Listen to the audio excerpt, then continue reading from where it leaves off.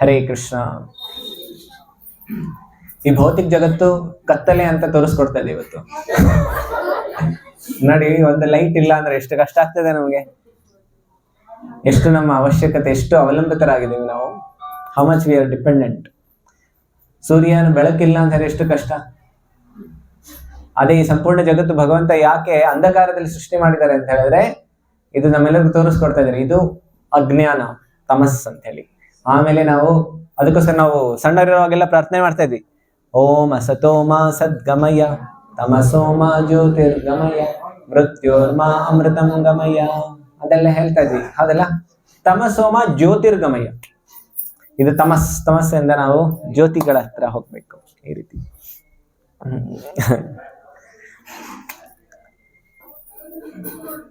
ಈಗ ಇನ್ನು ಕೆಲವೇ ದಿನಗಳಲ್ಲಿ ವಿಜಯದಶಮಿ ಬರ್ತಾ ಇದೆ. ಆ ವಿಜಯದಶಮಿ ಬರುವಾಗ ನಾವು ಯಾವ ರೀತಿ ನಮ್ಮ ಚೇತನವನ್ನ ಹೇಗೆ, ವಿಜಯದಶಮಿಯನ್ನ ಹೇಗೆ ಆಹ್ವಾನ ಮಾಡ್ಕೊಳ್ಳೋದು ಮತ್ತು ಅದರ ಲಾಭವನ್ನು ಹೇಗೆ ಸರಿಯಾಗಿ ಪಡ್ಕೊಳ್ಳೋದು, ಅದಷ್ಟೆಲ್ಲ ವಿಜಯದಶಮಿಯ ಮಹಿಮೆ ಏನು, ಆಮೇಲೆ ವೈಯಕ್ತಿಕ ಜೀವನದಲ್ಲಿ, ಆಧ್ಯಾತ್ಮಿಕ ಜೀವನದಲ್ಲಿ ವಿಜಯದಶಮಿಯ ಪ್ರಾಮುಖ್ಯತೆ ಏನು, ಅದನ್ನು ನಾವು ಇವತ್ತು ಚರ್ಚೆಯನ್ನು ಮಾಡೋಣ. ವಿಜಯ ಅಂತ ಹೇಳ್ತಾರೆ. ಯಾಕೆ ವಿಜಯ ಅಂತ ಹೇಳ್ತಾ ಇದ್ದಾರೆ ಇಲ್ಲಿ? ವಿಕ್ಟರಿ. ಯಾರ್ದು ವಿಕ್ಟರಿ ಆಯ್ತು? ರಾವಣನ ಮೇಲೆ ವಿಜಯ ಆಯ್ತು. ಅದೇ ರೀತಿ ರಾಮ ಯಾವುದರ ಪ್ರತೀಕ ಅಂತ ಹೇಳಿದ್ರೆ, ರಾವಣ ಆಸುರಿ ಗುಣಗಳ ಪ್ರತೀಕ, ರಾಮ ಒಂದು ದೈವಿ ಗುಣಗಳ ಪ್ರತೀಕ. ವಿಜಯದಶಮಿ ಏನ್ ಹೇಳ್ಕೊಡ್ತಾ ಇದೆ ಅಂತ ಹೇಳಿದ್ರೆ, ಯಾವಾಗ್ಲೂ ಸತ್ಯ ಅಸತ್ಯವನ್ನ ಗೆಲ್ಲುತ್ತೆ, ಅಧರ್ಮ ಯಾವಾಗ್ಲೂ ಸೋತುತ್ತೆ, ಆಮೇಲೆ ಧರ್ಮಕ್ಕೆ ಯಾವಾಗ್ಲೂ ಜಯ ಇದ್ದೇ ಇದೆ. ಅದಷ್ಟೇ ಅಲ್ಲ, ವೈಯಕ್ತಿಕ ಜೀವನದಲ್ಲೂ, ನಮ್ಮ ಆಧ್ಯಾತ್ಮಿಕ ಜೀವನದಲ್ಲಿ, ಭಕ್ತಿಯ ಜೀವನದಲ್ಲಿ ಈ ಅನರ್ಥಗಳು ನಮಗೆ ಎಷ್ಟೋ ಬಾರಿ ಕಾಡ್ತಾ ಇರುತ್ತೆ. ಈ ವಿಜಯದಶಮಿ ಏನ್ ಹೇಳ್ಕೊಡ್ತಾ ಇದೆ, ಕಾಮಗಳಿಗೆ, ಕಾಮ, ಕ್ರೋಧ, ಲೋಭ, ಮದ, ಮತ್ಸರ ಇವೆಲ್ಲವೂ ಕೊನೆ ಆಗೇ ಆಗುತ್ತೆ. ಆಮೇಲೆ ನಮ್ಮ ಆಧ್ಯಾತ್ಮಿಕ ಜೀವನ ಯಾವಾಗ್ಲೂ ಸಫಲ ಆಗೇ ಆಗುತ್ತೆ ಅಂತ ಹೇಳಿ ಎಲ್ಲಿ ತೋರಿಸ್ಕೊಡ್ತಾ ಇದ್ದಾರೆ. ವಿಜಯದಶಮಿಯ ಪ್ರತೀಕ ಅದು. ಆಮೇಲೆ ನಾವು ಇವತ್ತು ಚರ್ಚೆ ಮಾಡೋಣ ತುಂಬಾ ವಿಶೇಷವಾಗಿರುವಂತಹ ರಾವಣನ ಈ ರಾವಣ ಯಾವುದರ ಪ್ರತೀಕ ಇಲ್ಲಿ? ಆಸುರಿ ಗುಣಗಳ ಪ್ರತೀಕ. ಈ ಆಸುರಿ ಗುಣಗಳಲ್ಲಿ ತುಂಬಾ ಪ್ರಮುಖವಾಗಿರೋದು ಅಂತ ಹೇಳಿದ್ರೆ, ಪ್ರತ್ಯೇಕವಾಗಿ ಹೇಳ್ಬೇಕು ಅಂತ ಹೇಳಿದ್ರೆ ಸ್ಪೆಸಿಫಿಕ್, ಎಲ್ಲಾ ಅನರ್ಥಗಳಲ್ಲಿ ರಾವಣ ಯಾವುದರ ಪ್ರತೀಕ ಆಗಿದ್ದ? ಕಾಮದ ಪ್ರತೀಕ ರಾವಣ ಆಗಿದ್ದ. ಈಗ ಈ ಕಾಮದ ಪ್ರಭಾವದಿಂದ ಹೇಗೆ ಅವನಿಗೆ ಕೊನೆಗೆ ಅಂತ್ಯ ಆಯಿತು ಅದನ್ನು ನಾವು ಇವತ್ತು ಚರ್ಚೆಯನ್ನ ಮಾಡೋಣ. ಯಾಕಂದ್ರೆ ವಿಜಯದಶಮಿಯ ಸಂಕೇತ ಏನು ಅಂತ ಹೇಳಿದ್ರೆ, ಹೇಗೆ ಕಾಮವನ್ನು ಜಯಿಸುವಂಥದ್ದು. ಆಮೇಲೆ ಯಾಕಂದ್ರೆ ಇದು ಭಕ್ತಿ ಜೀವನದಲ್ಲಿ ತುಂಬಾ ಒಂದು ದೊಡ್ಡ ಬಾಧೆ ಆಗುತ್ತೆ. ರಾಮನ ಈ ರಾಮಾಯಣದ ಪ್ರಸಂಗದಿಂದ ನಾವು ತುಂಬಾ ಚೆನ್ನಾಗಿತ್ತು ಅಂತ ತಿಳ್ಕೊಳ್ಬಹುದು. ಹೇಗೆ ರಾವಣ ಅವನ ಕುತ್ತಿಗೆ ಅವನೇ ನೇಣನ್ನ ಹಾಕೊಂಡು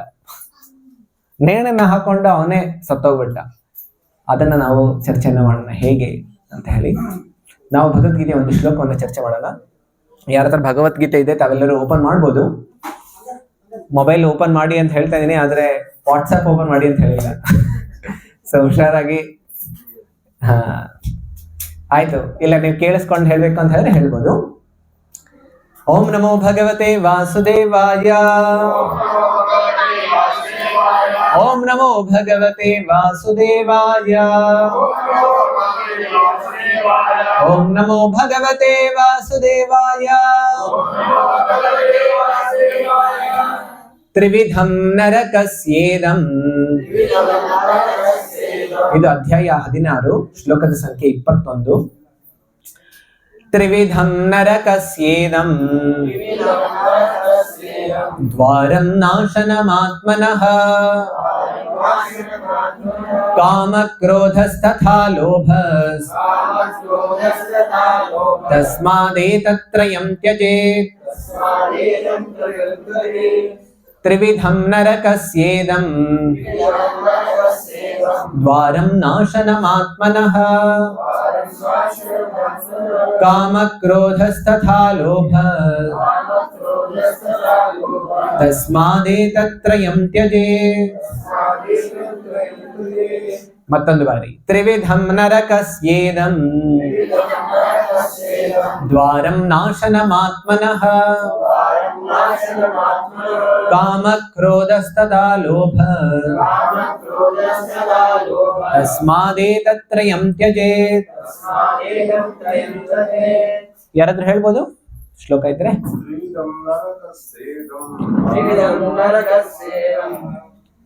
ಒಂದೊಂದು ಶ್ಲೋಕ, ಒಂದೊಂದು ವಾಕ್ಯ ಹೇಳ್ಕೊಡಿ ನೀವೊಂದು.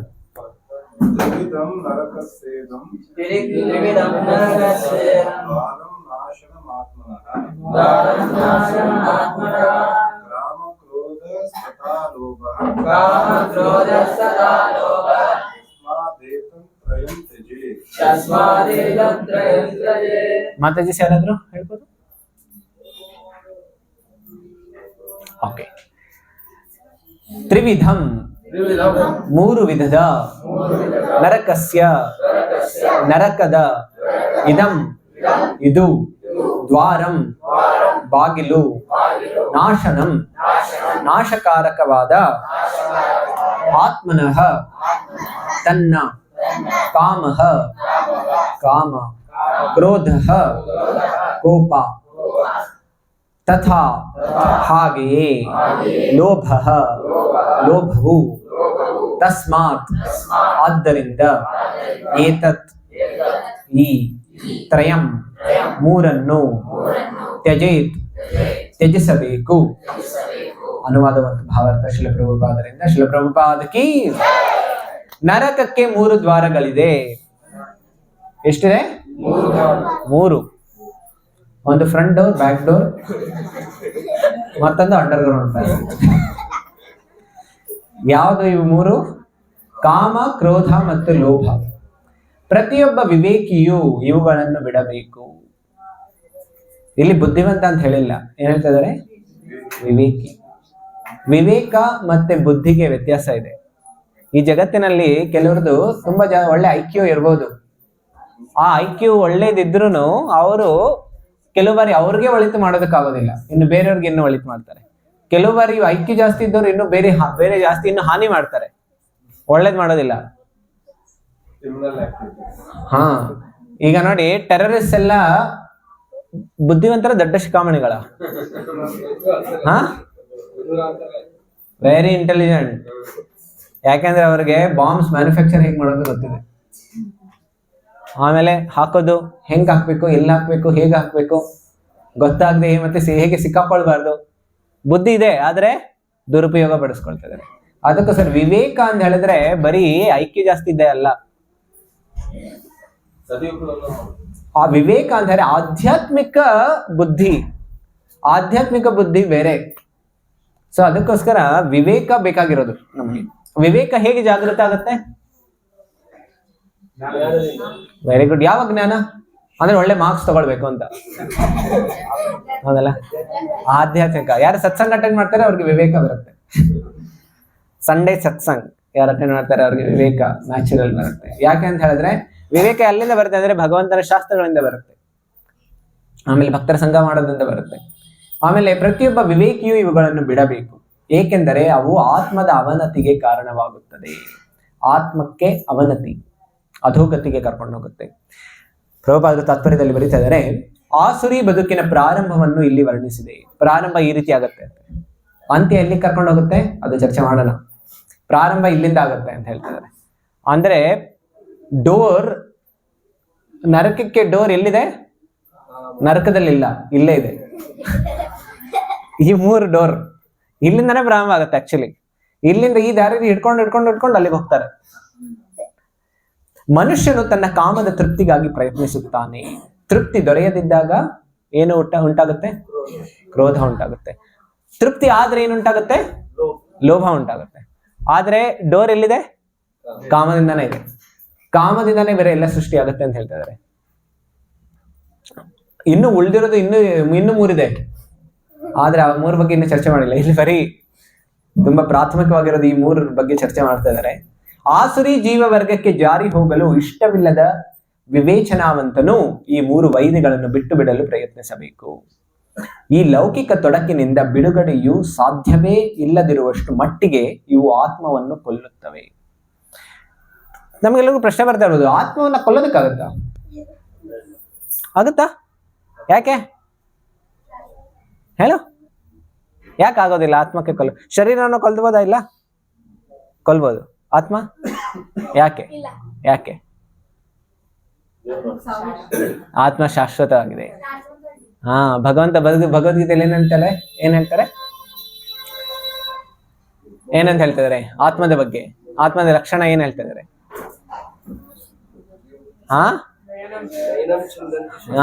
ಯಾರು ಹೇಳ್ತಾ ಇದಾರೆ? ಸ್ವಲ್ಪ ಜೋರಾಗಿ ಹೇಳಿ. ಯಾರು ಹೇಳಿದ್ರಲ್ಲ ಹಿಂದೆ? ಯಾರು ಹೇಳಿದ್ರು? ನೈನಂ ಚಿಂದಂತಿ ಶಸ್ತ್ರಾಣಿ. ಯಾರು ಗೊತ್ತಿದೆ ಈ ಶ್ಲೋಕ? ಯಾರಾದ್ರೂ ಹೇಳ್ಬೋದು? ಹೇಳಿ ಹೇಳಿ ಹೇಳಿ.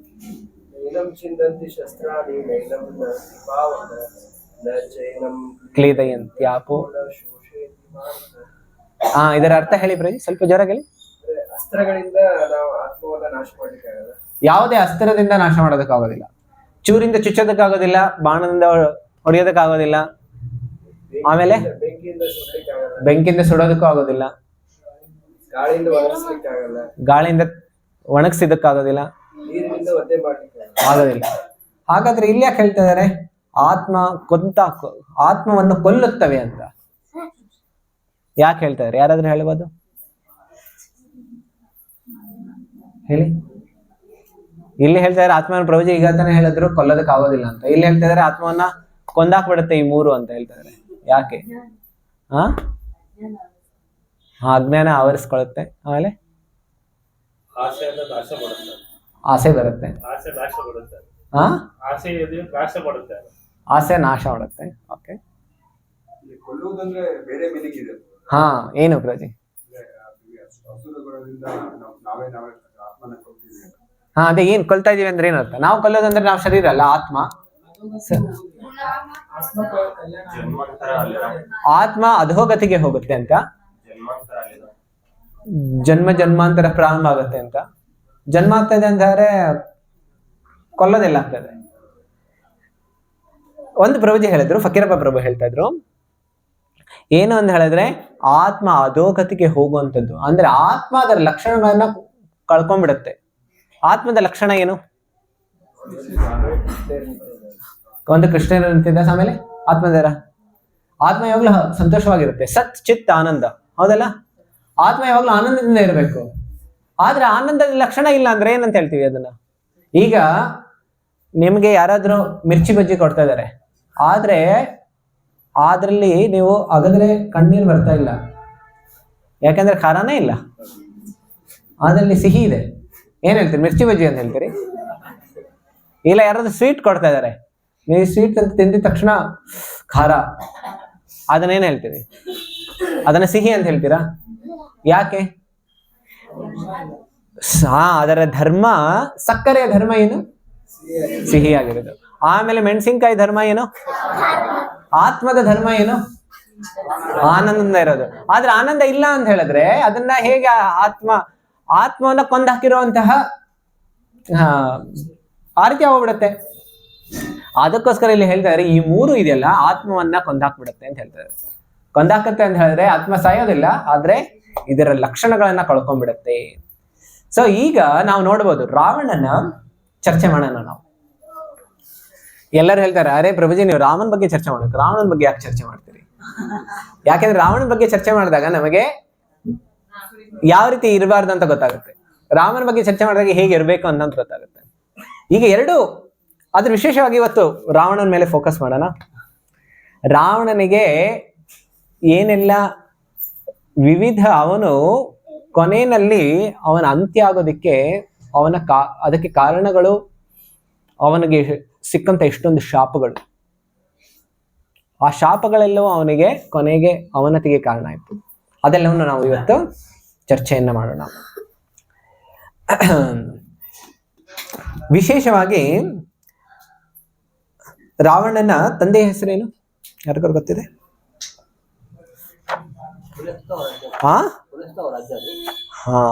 ಅಜ್ಜ ಆಯ್ತು. ಅವ್ರ ತಂದೆ ಹೆಸರು ವಿಶ್ರಾವ, ಒಬ್ಬ ಬ್ರಾಹ್ಮಣ, ಬ್ರಾಹ್ಮಣನ ಕುಲದಲ್ಲಿ ಹುಟ್ಟಿದ್ದು. ಅದೇನೋ ಒಬ್ಬ ಬ್ರಾಹ್ಮಣನ ಕುಲದಲ್ಲಿ ಹುಟ್ಟರು ಅವನ ಬ್ರಾಹ್ಮಣ ರೀತಿ ವರ್ತನೆ ಇರಲಿಲ್ಲ. ಅದಷ್ಟೇ ಅಲ್ಲ, ಅವನ ತಾಯಿನೂ ಅಷ್ಟೇ. ತಾಯಿ ಯಾಕೆಂದ್ರೆ ಅವನ ಗುಣಗಳೆಲ್ಲ ಎಲ್ಲಿಂದ ಬಂದಿದ್ದು ಅಂತ ಹೇಳಿದ್ರೆ ತಾಯಿಯಿಂದ ಬಂದಿದ್ದು. ತಾಯಿ ಹೆಸರೇನು? ಕೈಕಸಿ. ಅಪ್ಪನ ಹೆಸರೇನು? ಅಪ್ಪನ ಹೆಸರೇನು? ವಿಶ್ರಾವ. ಹೇಳಿ ಎಲ್ಲರೂ. ತಾಯಿ ಹೆಸರೇನು? ಕೈಕಸಿ. ಮತ್ತೆ ಕೇಳ್ತೀನಿ ನಿಮ್ಗೆಲ್ಲರಿಗೂ. ಈಗ ಇವರಿಬ್ಬರ ತಂದೆ ತಪಸ್ಸಕ್ಕೆ ಕೂತ್ಕೊಂಡಿದ್ರು, ವಿಶ್ರಾವ. ಆದರೆ ಈ ಕೈಕಸಿ ಬರ್ತಾಳೆ, ಬಂದ್ಬಿಟ್ಟು ವಿಶ್ರಾವನಿಗೆ ಒಂದು ಅಕಾಲ ಸಮಯದಲ್ಲಿ ಬರ್ತಾಳೆ, ಅವನಿಂದ ಪುತ್ರವನ್ನ ಪ್ರಾಪ್ತಿ ಮಾಡ್ಕೊಳ್ಳೋದಕ್ಕೆ. ಆಗ ವಿಶ್ರಾವ ಹೇಳ್ತಾನೆ, ಈ ಆಮೇಲೆ ಅವನಿಗೆ ಪುತ್ರದ ಗರ್ಭಧಾನ ಆದ್ಮೇಲೆ ವಿಶ್ರಾವ ಹೇಳ್ತಾನೆ, ನೀನು ಕೆಟ್ಟ ಸಮಯದಲ್ಲಿ ಬಂದಿದ್ದಕ್ಕೆ ನಿನ್ನ ಗರ್ಭದಲ್ಲಿ ರಾಕ್ಷಸರು ಹುಟ್ಟುತ್ತಾರೆ ಅಂತ. ಇದನ್ನ ಕೇಳಿದ ತಕ್ಷಣ ಅವಳಿಗೆ ಭಯ ಆಗ್ಬಿಡುತ್ತೆ. ಅದಕ್ಕೋಸ್ಕರ ಆಮೇಲೆ ನೋಡಿ, ಅವರು ಮಾಡಿದ ಸಂಭೋಗದ ಸಮಯ ಇದೆಯಲ್ಲ, ಅದು ಅಕಾಲವಾಗಿತ್ತು. ಇದೇ ರೀತಿ ಭಾಗವತದಲ್ಲಿ ಮತ್ತೆ ಯಾವ್ದಾದ್ರು ಸನ್ನಿವೇಶ ಬರುತ್ತೆ? ಹಿರಣ್ಯಕಶಿಪು ಮತ್ತು ಹಿರಣ್ಯಾಕ್ಷ. ಮಹಾವತಾರ ನರಸಿಂಹ ನೋಡಿದಿರಲ್ಲ, ಹಿರಣ್ಯಾಕ್ಷ ಹಿರಣ್ಯಕಶಿಪು, ಅದರಲ್ಲಿನೂ ಅಷ್ಟೇ ಆ ಸಮಯ ಸರಿಯಾಗಿರ್ಲಿಲ್ಲ. ಅದಕ್ಕೋಸ್ಕರ ಯಾರು ಹುಟ್ಟಿದ್ರು? ರಾಕ್ಷಸರು ಹುಟ್ಟಿದ್ರು. ಈಗ ಕೈಕಸಿಗೆ ತುಂಬಾ ಬೇಜಾರಾಗ್ಬಿಡುತ್ತೆ. ಆಗ ವಿಶ್ರವ ಅವನು ಕೇಳ್ತಾರೆ, ದಯವಿಟ್ಟು ಆಶೀರ್ವಾದ ಮಾಡಿ. ಆಗ ಅವ್ರು ಹೇಳ್ತಾರೆ, ಆದ್ರೆ ನಿನ್ನ 3ನೇ ಮಗ ಹುಟ್ಟುತ್ತಾನಲ್ಲ, ಅವನು ತುಂಬಾ ವಿಶೇಷವಾದಂತಹ ಭಕ್ತನಾಗಿರ್ತಾನೆ. ಈ ರೀತಿ ನೋಡಿ, ಸಾಧುಗಳಿಂದ ಆಶೀರ್ವಾದ ಸಿಕ್ಕಿದ ತಕ್ಷಣ ಏನಾಯ್ತು? ಆ ಮಗುನು ವಿಶೇಷವಾದಂತ ಭಕ್ತನಾಗ್ಬಿಟ್ಟ. ಈಗ ನೋಡಿ, ಎಲ್ಲರೂ ತಪಸ್ಸಕ್ಕೆ ಹೋದ್ರು. ಅಲ್ಲಿ ತಾಯಿ ತೋರಿಸ್ತಾಳೆ, ಕುಬೇರ ನೋಡು, ನಿನ್ನ ಅಣ್ಣ ಅವನು ಎಷ್ಟೊಂದು ರಾಜ್ಯದ ವೈಭವದಲ್ಲಿ ಮೆರಿತಾ ಇದ್ದಾನೆ, ನಿನ್ನ ಹತ್ರ ನೋಡಿ ಏನೂ ಇಲ್ಲ. ಇದನ್ನು ನೋಡಿದ ತಕ್ಷಣ ತಾಯಿನೇ ಮೊದಲು ಅವನ ಹೃದಯದಲ್ಲಿ ಏನ್ ಹಾಕದ್ಲು? ದೇಶದ ಭಾವನೆ, ಮಾತ್ಸರ್ಯ. ನೋಡಿ, ಎಷ್ಟೋ ಬಾರಿ ನಾವು ಬೇರೆಯವರನ್ನ ತೋರಿಸಿ ಕಂಪೇರ್ ಮಾಡಿಸ್ತೀವಿ. ಯಾವಾಗ ಮಕ್ಕಳನ್ನ ಬೆಳೆಸೋವಾಗ್ಲೂ ನೋಡಿ, ಅವನ್ ನೋಡಿ ನಿನ್ಗಿಂತ ಮುಂದೆ ಹೋಗ್ತದಾನೆ ಅಂದ್ರೆ ಇವನ್ಗೆ ಏನ್ ಲಕ್ಷಣ ಬರುತ್ತೆ? ನನ್ನ ಮುಂದೆ ಯಾರು ಹೋಗ್ಬಾರ್ದು ಅಂತ. ಆಮೇಲೆ ಮತ್ತೆ ಕೆಲವು ಬಾರಿ ಮತ್ತೆ ಹೇಳ್ತಾರೆ, ನೋಡಿ ಅವ್ನ್ ನಿನ್ನ ಮುಂದೆ ಹೋಗ್ಬಿಟ್ರೆ ನಿನಗ್ ಸಿಗ್ಬೋದೆಲ್ಲ ಅವನು ತಗೊಂಡೋಗ್ಬಿಡ್ತಾನೆ. ಸೊ ಆಗೇನ್ ಮಾಡ್ರಿ, ಯಾಗೇನ್ ಅನ್ಸುತ್ತೆ ಅವನಿಗೆ? ನಾನು ಅವನಿಂದ ದೋಚ್ಕೊಳ್ಬೇಕು ಅಂತ ಗೊತ್ತಾಗುತ್ತೆ. ಅದಕ್ಕೋಸ್ಕರ ಇವನ್ಗನ್ನಿಸ್ತು, ನಾನು ಮುಂದೆ ಎಲ್ಲ ಶಕ್ತಿಗಳನ್ನ ಪಡ್ಕೊಂಡು ಏನ್ ಮಾಡ್ಬೇಕು? ಕುಬೇರನಿಂದ ಏನಿದೆಯಲ್ಲ ಅದೆಲ್ಲವನ್ನು ನಾನು ದೋಚ್ಬೇಕು ಅಂತ ಈ ಭಾವನೆಗಳು ಬಂತು. ಅದಕ್ಕೋಸ್ಕರ ಹೇಳ್ತಾರೆ, ತಾಯಿಯ ಪ್ರಾಮುಖ್ಯತೆ ಒಬ್ಬ ಮಗುವನ್ನ ಬೆಳೆಸ್ಬೇಕಂದ್ರೆ ಎಷ್ಟೊಂದು ಅಗಾಧವಾಗಿದೆ. ಹೇಳ್ತಾರೆ, ತಾಯಿ ಏನಾದ್ರೂ ಒಳ್ಳೆ ಲಕ್ಷಣಗಳು, ಒಳ್ಳೆ ಗುಣಗಳು ಏನಾದ್ರೂ ಯಾವ್ದಾದ್ರು ವ್ಯಕ್ತಿನಲ್ಲಿ ಬರುತ್ತೆ ಅಂತ ಹೇಳಿದ್ರೆ ಅದಕ್ಕೆ ಕಾರಣ ಯಾರು? ತಾಯಿನೇ. ಸೊ ಯಾರಾದ್ರೂ ಒಬ್ಬ ವ್ಯಕ್ತಿ ವಿಶೇಷವಾಗಿ ತುಂಬಾ ಏನಾದ್ರು ಸಾಧನೆ ಮಾಡ್ತಾ ಇದ್ದಾನೆ ಅಂತ ಹೇಳಿದ್ರೆ ತಾಯಿಯ ಹಿನ್ನೆಲೆ ಇದೆ ಅವ ವ್ಯಕ್ತಿಯ ಜೀವನದಲ್ಲಿ. ಅದೇ ರೀತಿ ಯಾರಾದ್ರೂ ತುಂಬಾ ಕುಖ್ಯಾತಿಯನ್ನು ಪಡೆದು ದೊಡ್ಡ ಜಗತ್ತಿಗೆ ಹಾನಿ ಮಾಡ್ತಾ ಇದ್ದಾನೆ ಅಂತ ಹೇಳಿದ್ರೆ ಅದಕ್ಕೆ ಕಾರಣನು ಯಾರಿದ್ದಾರೆ? ತಾಯಿ ಇದ್ದಾರೆ. ಯಾಕೆ? ಯಾರಾದ್ರೂ ಹೇಳ್ಬೋದು, ಇಲ್ಲ ನಾವು ಕೊಟ್ಟಿದ್ವಿ ಒಳ್ಳೇದೇ ಅಂತ. ಆದ್ರೆ ಯಾಕೆಂದ್ರೆ ಒಳ್ಳೆ ಗುಣಗಳು ಯಾವಾಗ, ಎಲ್ಲಿಂದ ನಾವು ಯಾವ ಸಮಯದಿಂದ ನಾವು ಹಾಕ್ಬೇಕು ಒಳ್ಳೆ ಗುಣಗಳು? ಹೇಳ್ತಾರೆ ಗರ್ಭಧಾನದಿಂದ ಪ್ರಾರಂಭ ಆಗುತ್ತೆ ಅಂತ. ಆಮೇಲೆ ತಾಯಿಯ ಗರ್ಭದಲ್ಲಿರುವಾಗ, ಅದಾದ್ಮೇಲೆ ಮಕ್ಕಳು ಬೆಳೆಯುವಾಗ, ಸಣ್ಣ ಮಕ್ಕಳಿರುವಾಗ್ಲಿಂದಾನೆ ಎಷ್ಟೋ ಸನ್ನಿವೇಶಗಳಲ್ಲಿ ನಾವು ನೋಡ್ಬೋದು. ಭಕ್ತರ ಮಕ್ಕಳಿದಾರಲ್ಲ, ಸಣ್ಣವರಿರುವಾಗ್ಲೇ ಎಷ್ಟೊಂದು ಶ್ಲೋಕಗಳನ್ನ ಹೇಳ್ತಾರೆ, ಎಷ್ಟೊಂದು ಅವರು ಒಳ್ಳೆ ಗುಣಗಳನ್ನ ತೋರಿಸ್ತಾರೆ. ಯಾಕೆ ಇದೆಲ್ಲ ಹೇಗಾಗ್ತಾ ಇದೆ ಅಂತ ಹೇಳಿದ್ರೆ, ಯಾಕೆಂದ್ರೆ ಒಳ್ಳೆ ಸಂಸ್ಕಾರಗಳನ್ನ ಕೊಟ್ಟಿದ್ದಾರೆ ಸಣ್ಣವರಿಂದ. ಸೊ ಅದಕ್ಕೋಸ್ಕರ ವಿಭೀಷಣ ವಿಶೇಷ ಭಕ್ತನಾಗಿದ್ದ. ಆದ್ರೆ ರಾವಣನು ತಪಸ್ಸೆ ಮಾಡಿದ ತಕ್ಷಣ ಅವನಿಗೆ ಘೋರವಾದ ತಪಸ್ಸೆ ಮಾಡ್ದ. ನೋಡಿ, ರಾಕ್ಷಸರು ಅಷ್ಟೇ, ಅವರು ಏನೇ ಮಾಡಿದ್ರು ವಿಪರೀತವಾಗಿ ಮಾಡ್ತಾರೆ.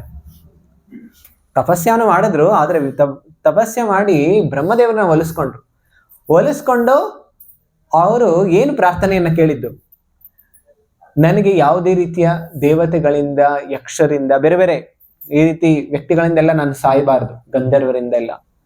ಆದ್ರೆ ನಾನು ಬ್ರಹ್ಮದೇವರೇ, ನನಗೆ ಈ ಪ್ರಾಣಿಗಳಿಂದ ಮತ್ತು ಮನುಷ್ಯರಿಂದ ರಕ್ಷಣೆ ಬೇಕಿಲ್ಲ. ಯಾಕೆಂದ್ರೆ ಅವರು ತುಂಬಾ ಅಧಮರು, ಅವರಿಂದ ರಕ್ಷಣೆ ನನಗೆ ಬೇಕಿಲ್ಲ ಅಂತ. ಅದಕ್ಕೋಸ್ಕರ ಈ ರೀತಿ ಅವನು ಪ್ರಾರ್ಥನೆಯನ್ನ ಮಾಡ್ತಾನೆ. ಅವ್ರ ಆಶೀರ್ವಾದವನ್ನು ಕೊಡ್ತಾರೆ ಬ್ರಹ್ಮ.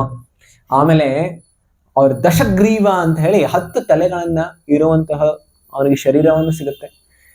ಅವ್ರು ಹೇಳ್ತಾರೆ, ನಿನ್ನ 10 ತಲೆಗಳು ಏನಾದ್ರು ಬಿದ್ರೂ ಅದೆಲ್ಲ ಮತ್ತೆ ತಕ್ಷಣ ಹುಟ್ಕೊಳ್ಳುತ್ತೆ.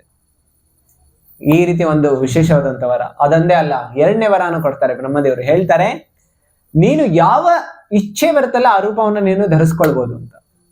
ಇದು ನಾನು ನಿನ್ಗೆ ಎಕ್ಸ್ಟ್ರಾ ವರ ಕೊಡ್ತಾ ಇದ್ದೀನಿ ಅಂತ. ನೋಡಿ, ರಾವಣ ಇದನ್ನೆಲ್ಲ ಉಪಯೋಗಿಸ್ಕೊಳ್ತಾ ಇದ್ದ. ಆದ್ರೆ ಯಾವ್ದಕ್ಕೆ ಉಪಯೋಗಿಸ್ಕೊಳ್ತಾ ಇದ್ದ?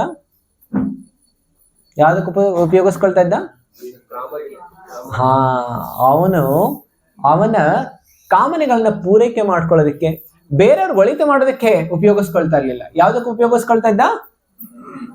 ವೈಯಕ್ತಿಕ ಕಾಮನೆಗಳನ್ನ ಪೂರೈಸ್ಕೊಳ್ಳೋದಕ್ಕೆ ಮತ್ತೆ ಬೇರೆಯವ್ರಿಗೆ ಹಾನಿ ಮಾಡೋದಕ್ಕೆ. ಸೊ ಈ ರೀತಿ ಅವನು ಉಪಯೋಗಿಸ್ಕೊಳ್ತಾ ಇದ್ದ. ಈಗ ಅಗಾಧವಾದಂತಹ ಶಕ್ತಿ ಅವನಲ್ಲಿ ಬಂತು. ಆಮೇಲೆ ಅದಷ್ಟೇ ಅಲ್ಲ, ಕೊನೆಗೆ ನೆಕ್ಸ್ಟ್ ಬ್ರಹ್ಮದೇವರು ಕುಂಭಕರ್ಣನ ಹತ್ರ ಹೋದ್ರು. ಕುಂಭಕರ್ಣನ ಹೋಗಿದ ತಕ್ಷಣ ದೇವತೆಗಳೆಲ್ಲರೂ ಬ್ರಹ್ಮದೇವರಿಗೆ ಒಂದು ಸೆಪರೇಟ್ ಆಗಿ ಕರ್ಕೊಂಡೋದ್ರು. ಬ್ರಹ್ಮದೇವರು 1 ನಿಮಿಷ ಬನ್ನಿ, ಅವ್ರಿಗೆ ಆಶೀರ್ವಾದ ಕೊಡಕ್ಕಿಂತ ಮುಂಚೆ ನಿಮ್ಮ ಹತ್ರ ಮಾತು ಹೇಳಬೇಕು ಅಂತ. ಆಮೇಲೆ ಹೇಳಿದ್ರು, ಇವನ ಶರೀರ ಇಷ್ಟು ದೊಡ್ಡದಿದೆ, ಈಗಲೇ ಕೆಲವು ದೇವತೆಗಳನ್ನ, ಕೆಲವು ಗಂಧರ್ವರನ್ನ ಹಾಗೆ ತಿಂದ್ಬಿಡ್ತಾ ಇದ್ದಾನೆ. ಎಷ್ಟೊಂದು 1000 ಜನರನ್ನ ಆಲ್ರೆಡಿ ಈಗ ಮುಗಿಸ್ಬಿಟ್ಟಿದ್ದಾನ ಅವನು. ನೀವು ಇನ್ನೂ ವರ ಕೊಟ್ರೆ ಇವನು ಪೂರ್ತಿ ಸಂಪೂರ್ಣ ಪ್ರಪಂಚವನ್ನೇ ಧ್ವಂಸ ಮಾಡ್ಬಿಡ್ತಾನೆ ಇವನು. ಸೊ ಅದಕ್ಕೋಸ್ಕರ ಸ್ವಲ್ಪ ಕರುಣೆ ತೋರಿಸಿ ಇವನಿಗೆ ಸ್ವಲ್ಪ ಬುದ್ಧಿಯಿಂದ ವರ ಕೊಡಿ ಅಂತ ಹೇಳ್ತಾರೆ. ಆಗ ತಕ್ಷಣ ಬ್ರಹ್ಮದೇವರು ವಾಕ್ ದೇವಿಯನ್ನ ಕರೀತಾರೆ, ಸರಸ್ವತಿಯನ್ನ ಕರೆದು ತಕ್ಷಣ ಹೇಳ್ತಾರೆ, ಇವನು ವರ ಕೇಳ್ದಿರೋ ಹಾಗೆ ನೋಡ್ಕೊ ಅಂತ ಹೇಳ್ತಾರೆ.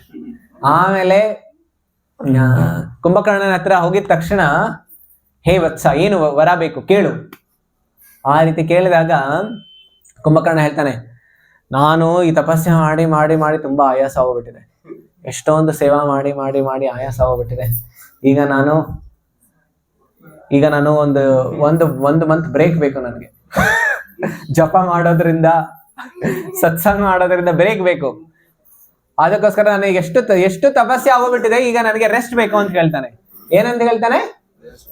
ನನಗೆ ಈಗ ನಾನು ನಿದ್ದೆ ಮಾಡ್ಬೇಕು, ನನಗೆ ಈಗ ಎಷ್ಟೊಂದು ನಂದು ಆಯಾಸ ಆಗೋಗ್ಬಿಟ್ಟಿದೆ ಶರೀರ, ನಾನು ಯಾವಾಗ್ಲೂ ನಿದ್ದೆ ಮಾಡ್ತಾ ಇರ್ಬೇಕು ಅಂತ ಹೇಳಿ. ಈಗ ಕುಂಭಕರ್ಣ ಈ ರೀತಿ ವರ ಕೇಳಿದ ತಕ್ಷಣ ಬ್ರಹ್ಮದೇವರು ಹೇಳ್ತಾರೆ, ತಥಾಸ್ತು ಅಂತ ಹೇಳ್ಬಿಡ್ತಾರೆ. ನೀನು ವರ್ಷದಲ್ಲಿ 6 ತಿಂಗಳಿಗೊಮ್ಮೆ 1 ದಿನ ಹೇಳ್ತೀಯ, ಇನ್ನು ಉಳಿದಿರೋ ಎಲ್ಲ 6 ತಿಂಗಳಲ್ಲಿ ಪೂರ್ತಿ ನಿದ್ದೆ ಮಾಡ್ತಾ ಇದೀಯ. ಒಂದೇ ದಿನ ನೀನು ಎದೊಳ್ತೀಯ ನಿದ್ದೆಯಿಂದ. ಆಮೇಲೆ ನೀನು ನಿನ್ನ ಕೆಲಸಗಳೆಲ್ಲ ಮಾಡ್ಕೊಳ್ತೀಯ, ಆಮೇಲೆ ಚೆನ್ನಾಗಿ ಊಟ ಮಾಡ್ತೀಯ, ಆಮೇಲೆ ಮತ್ತೆ 6 ತಿಂಗಳು ಮಲ್ಕೊಂಡ್ಬಿಡ್ತೀಯ. ಈ ರೀತಿ ತಥಾಸ್ತು ಅಂತ ಹೇಳ್ಬಿಟ್ಟು ತಕ್ಷಣ ಅದೃಶ್ಯರಾಗ್ಬಿಡ್ತಾರೆ. ಆಮೇಲೆ ಕೆಲವು ಕ್ಷಣಗಳಾದ್ಮೇಲೆ ಕುಂಭಕರ್ಣನಿಗೆ ಗೊತ್ತಾಗುತ್ತೆ, ಅರೆ ಯಾವ ರೀತಿ ವರ ಕೇಳ್ಬಿಟ್ಟೆ ಅಂತ. ಆದ್ರೆ ಕೇಳಿರೋ ತಕ್ಷಣನೇ ಅವ್ನು ನಿದ್ದೆ ಮಾಡ್ಬಿಡ್ತಾನೆ. ಸೊ ಈ ರೀತಿ ಎಲ್ಲಾ ದೇವತೆಗಳು ಸ್ವಲ್ಪ ಆದ್ರೂ ಖುಷಿಯಾಗಿದ್ರು. ಯಾಕಂದ್ರೆ ಈ ಒಬ್ಬ ರಾವಣನೇ ಇಷ್ಟೊಂದು ಮಾಡ್ತಾ ಇದ್ದಾನೆ, ಇನ್ನು ಕುಂಭಕರ್ಣನ ಸೇರ್ಕೊಂಡ್ಬಿಟ್ರೆ ಇನ್ನೂ ಕಷ್ಟ ಆಗ್ಬಿಡುತ್ತೆ. ಈ ರೀತಿಯಾಗಿ ರಾವಣ ಈಗ ತುಂಬಾ ಗರ್ವಿತನಾಗೋಗ್ಬಿಟ್ಟ. ಗರ್ವಿತನಾಗಿ ಅವನಿಗೆ ಏನ್ ಅನ್ನಿಸ್ತಾ ಇತ್ತು, ನಾನು ಈಗ ಏನ್ ಬೇಕಾದ್ರೂ ನಾನು ಪಡ್ಕೊಳ್ಬಲ್ಲೆ. ಎಲ್ಲಾ ದೇವತೆಗಳನ್ನ ಬೇರೆ ಬೇರೆ ಲೋಕಗಳಿಗೆ ಹೋಗಿ ಅವನು ಆಕ್ರಮಣ ಮಾಡ್ತಾ ಇದ್ದ. ಯಾಕೆಂದ್ರೆ ಕೆಲವು ಸಲ ತುಂಬಾ ಜಾಸ್ತಿ ಕೈಯಲ್ಲಿ ಏನಾದ್ರು ಶಕ್ತಿ ಇದ್ರೆ ಅವ್ರ ಕೈ ಯಾವಾಗ್ಲೂ ಕೆರಿತಾ ಇರುತ್ತೆ. ಅವ್ರಿಗೆ ಅನ್ಸುತ್ತೆ, ಈಗ ನಾನು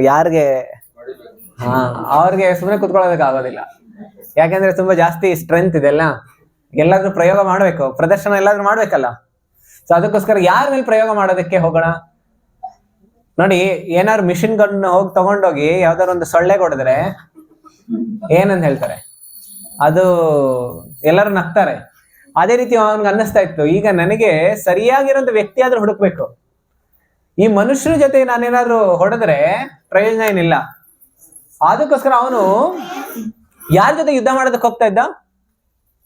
ಬೇರೆ ಬೇರೆ ಲೋಕಗಳಿಗೆ ಹೋಗ್ತಾ ಇದ್ದ. ಬೇರೆ ಬೇರೆ ಲೋಕಗಳಿಗೆ ಹೋಗಿ ವರುಣ ದೇವರ ಹತ್ರ, ಇಂದ್ರನ ಹತ್ರ, ಶನಿ ಹತ್ರ, ಈ ರೀತಿ ಬೇರೆ ಬೇರೆ ಲೋಕಗಳಿಗೆ ಹೋಗಿ ಬೇರೆ ಬೇರೆಯವ್ರ ಜೊತೆ ಯುದ್ಧವನ್ನ ಮಾಡ್ತಾ ಇದ್ದ. ಅವ್ರನ್ನೆಲ್ಲ ಸೋಲಿಸ್ತಾ ಇದ್ದ. ಆಮೇಲೆ ಅವರ ಅಣ್ಣನೇ ಇದ್ದ ಖಜಾನ್ಶಿ ಕುಬೇರ. ಅವನ ಹತ್ರ ಹೋಗ್ಬಿಟ್ಟು ಅವನ ಹತ್ರ ಯುದ್ಧ ಮಾಡಿ ಅವನ ಹತ್ರ ಇದ್ದಿದ್ದು ಪುಷ್ಪಕ ವಿಮಾನವನ್ನ ಇವನು ದೋಚ್ಬಿಟ್ಟ. ಈ ಜಗತ್ತಿನಲ್ಲಿ ಏನೇ ಒಳ್ಳೇದಿದ್ರೆ ಯಾರ ಹತ್ರ ಇರ್ಬೇಕು? ನನ್ನ ಹತ್ರ ಇರ್ಬೇಕು. ರಾವಣನ ಭಾವನೆ ಏನಿತ್ತು? ಈ ಜಗತ್ತಿನಲ್ಲಿ ಯಾವುದೇ ಒಂದು ಒಳ್ಳೆ ವಸ್ತು ಇದೆ ಅಂತ ಹೇಳಿದ್ರೆ ಅದು ನನ್ನ ಹತ್ರ ಇರ್ಬೇಕು. ಯಾರೇ ತುಂಬಾ ಸುಂದರವಾದಂತ ಸ್ತ್ರೀ ಇದ್ದಾಳೆ ಅಂತ ಹೇಳಿದ್ರು ಎಲ್ಲಿರ್ಬೇಕು? ನನ್ನ ಅರಮನೆಯಲ್ಲಿ ಇರ್ಬೇಕು. ಈ ಭಾವನೆ ಇಟ್ಕೊಂಡು ಪೂರ್ತಿ ಬ್ರಹ್ಮಾಂಡವನ್ನೇ ಅವನು ತಿರುಗ್ತಾ ಇದ್ದ. ಶಿವ, ಬ್ರಹ್ಮ, ಯಮರಾಜ್, ವಿಷ್ಣುವನ್ ಲೆಕ್ಕ ಇಲ್ಲ, ಇವ್ರನ್ನೆಲ್ಲ ಬಿಟ್ಟು ಎಲ್ಲರನ್ನು ಅವನು ವಶದಲ್ಲಿ ಇಟ್ಕೊಂಡಿದ್ದ. ನೋಡಿ, ಎಲ್ಲರಿಗೂ ಈ ಜಗತ್ತಿನಲ್ಲೇ ಏನಾಗ್ಬಿಡತ್ತೆ, ಒಂದೊಂದೊಂದೊಂದು ಕಡೆ ಕೆಲವ್ರು ಯಾರಾದ್ರೂ ಅಲೆಕ್ಸಾಂಡರ್ ನಾವು ನೋಡಿರ್ಬೋದಲ್ಲ, ಅಲೆಕ್ಸಾಂಡರ್ ಅವನ ಭಾವನೆಗಳು ಹೇಗಿತ್ತು? ಈ ಸಂಪೂರ್ಣ ಜಗತ್ತನ್ನೇ ನನ್ನ ಸಾಮ್ರಾಜ್ಯವನ್ನಾಗಿ ಮಾಡ್ಕೊಳ್ಬೇಕು. ಅದಕ್ಕೋಸ್ಕರ ಎಲ್ಲಾ ಕಡೆ ಹೋಗ್ತಾ ಇದ್ದ, ಆ ರಾಜರನ್ನ ಸೋಲಿಸ್ತಾ ಇದ್ದ, ಆಮೇಲೆ ಆ ರಾಜ್ಯವನ್ನ ಕಬಳಿಸ್ತಾ ಇದ್ದ. ಇದೇ ರೀತಿ ರಾವಣನು ಮಾಡ್ತಾ ಇದ್ದ. ಈಗ ನೋಡಿ, ಅವನು ಪುಷ್ಪಕ ವಿಮಾನವನ್ನು ಹಾರಿಸ್ಕೊಂಡ್ಬಿಟ್ಟ ಅವ್ರ ಕಡೆಯಿಂದ. ಈಗ ನೋಡಿ, ಮೊದಲನೆಯ ಶಾಪ ಎಲ್ಲಿ ಪ್ರಾರಂಭ ಆಯ್ತು? ರಾವಣ ಯಾರ ಭಕ್ತ? ಶಿವನ ಭಕ್ತ. ಈಗ ನೋಡಿ, ಈ ಶಿವನ ಭಕ್ತ ಆಗಿ ರಾವಣ ಕೈಲಾಸಕ್ಕೆ ಹೋಗಿ ಏನು ವರ್ತನೆ ಮಾಡ್ತಾನೆ ಅಂತ ಸರಿನಾ? ಸ್ವಲ್ಪ ಧ್ಯಾನಪೂರ್ವಕವಾಗಿ ಕೇಳಿಸ್ಕೊಳ್ಳಿ. ನಾ ಕೆಲವು ಪ್ಯಾರಾಗ್ರಾಫ್ಸ್ ಇಲ್ಲಿ ಓದ್ತೀನಿ. ಇದರಿಂದ ನಮಗೆ ಗೊತ್ತಾಗತ್ತೆ ರಾವಣನ ವರ್ತನೆಗಳು ಹೇಗಿತ್ತು ಅಂತ ಹೇಳಿ.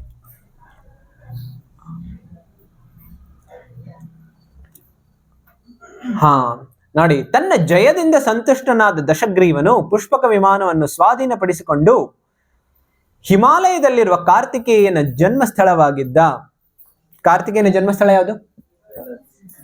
ಕೈಲಾಶ್, ಚಿನ್ನದ ಜೊಂಡಿನ ತೋಪಿನ ಕಡೆಗೆ ಹೊರಟನು. ಪರ್ವತವನ್ನು ಏರುತ್ತಿದ್ದ ಈ ಪುಷ್ಪಕ ವಿಮಾನವು ಇದ್ದಕ್ಕಿದ್ದಂತೆ ನಿಂತು ಮುಂದೆ ಹೋಗದಂತಾಯಿತು. ದಶಗ್ರೀವನು, ದಶಗ್ರೀವ ಅಂತ ಹೇಳಿದ್ರೆ ಏನು? 10 ತಲೆಗಳು. ಅದಕ್ಕೋಸ್ಕರ ಅವನಿಗೆ ದಶಗ್ರೀವ ಅಂತ ಹೇಳ್ತಾರೆ. ಆಮೇಲೆ ಈ ಹಬ್ಬಕ್ಕೆ ದಶರಾ ಅಂತ ಹೇಳ್ತೇವಲ್ಲ, ಯಾಕೆ ದಶರಾ ಅಂತ ಹೇಳ್ತೀವಿ?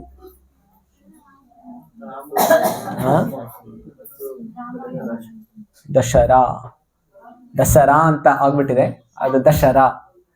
ದಶಹರ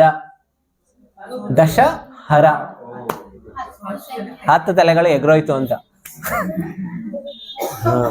ಈಗ ದಶಗ್ರೀವನು ಆಶ್ಚರ್ಯಚಕಿತನಾಗಿ ನಿಂತಾಗ ಅವ್ರ ಮುಂದೆ ಯಾರು ಬಂದರು ಅಂದ್ರೆ ನಂದೀಶ್ವರ ಬರ್ತಾರೆ.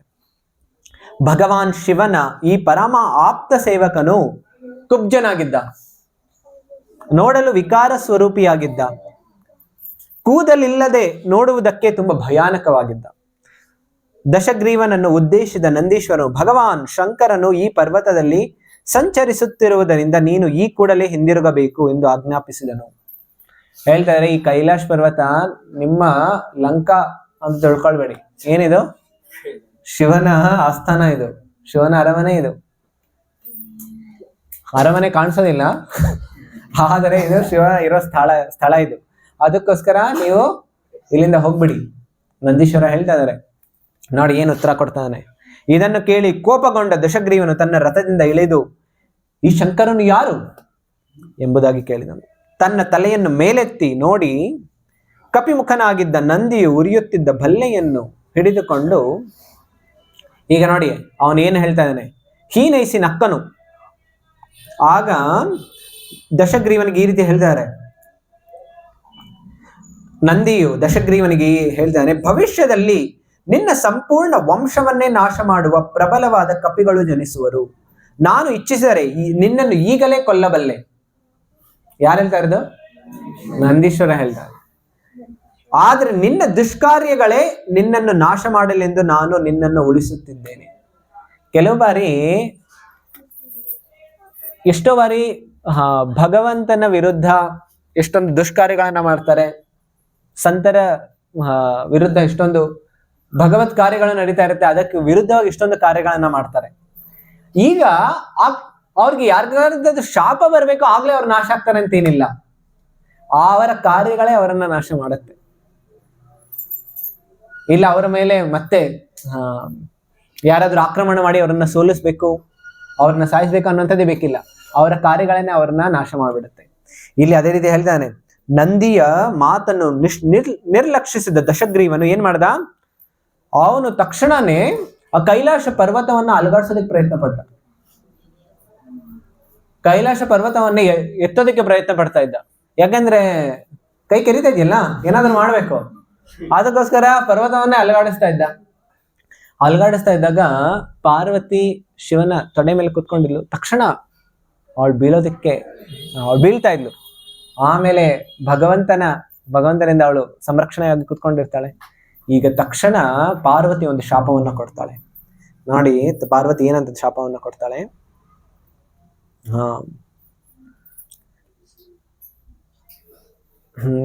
ಪಾರ್ವತಿ ಶಾಪವನ್ನ ಕೊಡ್ತಾಳೆ, ನಿನ್ನ ಮರಣ ಯಾರಿಂದ ಆಗತ್ತೆ ಅಂತ ಹೇಳಿದ್ರೆ ಒಂದು ಸ್ತ್ರೀಯಿಂದ ನಿನ್ನ ಮರಣ ಆಗತ್ತೆ ಅಂತ ಒಂದು ಶಾಪ ಪಾರ್ವತಿ ದೇವಿಯಿಂದ ಸಿಕ್ತು. ನಂದೀಶ್ವರನು ಹೇಳಿದ, ಆದ್ರೆ ಶಾಪ ಕೊಟ್ಟಿರ್ಲಿಲ್ಲ, ಆದ್ರೆ ಪಾರ್ವತಿ ಶಾಪವನ್ನ ಕೊಟ್ಲು. ಅಲ್ಲಿಂದ ಪ್ರಾರಂಭ ಆಯಿತು. ಆಮೇಲೆ ಅದಷ್ಟೇ ಅಲ್ಲ, ಈಗ ಶಂಕರ ನೋಡಿದ ತಕ್ಷಣ ಅವನ ಹೆಬ್ಬೆರಳಿನಿಂದ ಮತ್ತೆ ಕೈಲಾಸ ಪರ್ವತವನ್ನ ಸ್ಥಾನದಲ್ಲಿ ಹಿಡಿದ ತಕ್ಷಣ ರಾವಣ ಎತ್ತಿ ಹಿಡಿದಿದ್ನಲ್ಲ, ಅವನು ಕುಸ್ದೋಗ್ಬಿಟ್ಟ. ಆ ಪರ್ವತದ ಕೆಳಗಡೆ ಅವನು ಸಿಕ್ಕಾಕೊಂಡ್ಬಿಟ್ಟಿದ್ದ. ಅವನು ಸಿಕ್ಕಾಕೊಂಡು ನರಳ್ತಾ ಇದ್ದ. ಯಾಕೆ ಅಂತ ಹೇಳಿದ್ರೆ ಇವನ ಸಾವು ಇನ್ನೂ ಬಂದಿಲ್ಲ. ಈಗ ನೋಡಿ, ಕೆಲವರೆಲ್ಲರೂ ಹಾಸ್ಪಿಟಲ್ ಅಲ್ಲಿ ಹೋಗಿ ಅಡ್ಮಿಟ್ ಆಗ್ಬಿಡ್ತಾರೆ, ಅದ್ರ ಮೃತ್ಯುನೂ ಬರೋದಿಲ್ಲ. ರೋಗಗಳು ಬಿಡ್ತಾ ಇಲ್ಲ, ಮೃತ್ಯುನೂ ಬರ್ತಾ ಇಲ್ಲ, ಒದ್ದಾಡ್ತಾ ಇರ್ತಾರೆ. ಈಗ ಈ ಸ್ಥಿತಿನಲ್ಲಿ ರಾವಣ ಇದ್ದ, ಒದ್ದಾಡ್ತಾ ಇದ್ದ. ಆದ್ರೆ ತಕ್ಷಣ ಇವನಿಗೆ ಅನ್ನಿಸ್ತಾ ಇತ್ತು, ಈಗ ನಾನು ಏನು, ಇದಕ್ಕೆ ಪರಿಹಾರ ಏನು ಅಂತ ಹೇಳಿ. ಆ ಪರಿಹಾರಕ್ಕಾಗಿ ಇವನು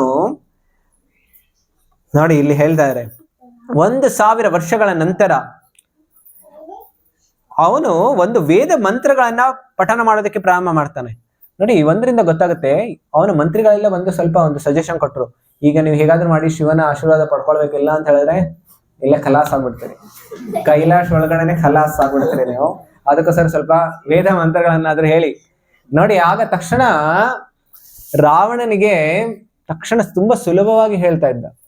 ಈಗಲೂ ಅಷ್ಟೇ, ಶಿವನಿಗೆ ಏನಾದ್ರೂ ಪ್ರಾರ್ಥನೆ ಹೇಳುವಾಗ ಯಾರು ಪ್ರಾರ್ಥನೆ ಹೇಳ್ತಾರೆ? ತಾಂಡವ ಸ್ತೋತ್ರ ಹೇಳ್ತಾರಲ್ಲ, ಯಾರು ಬರೆದಿದ್ದು?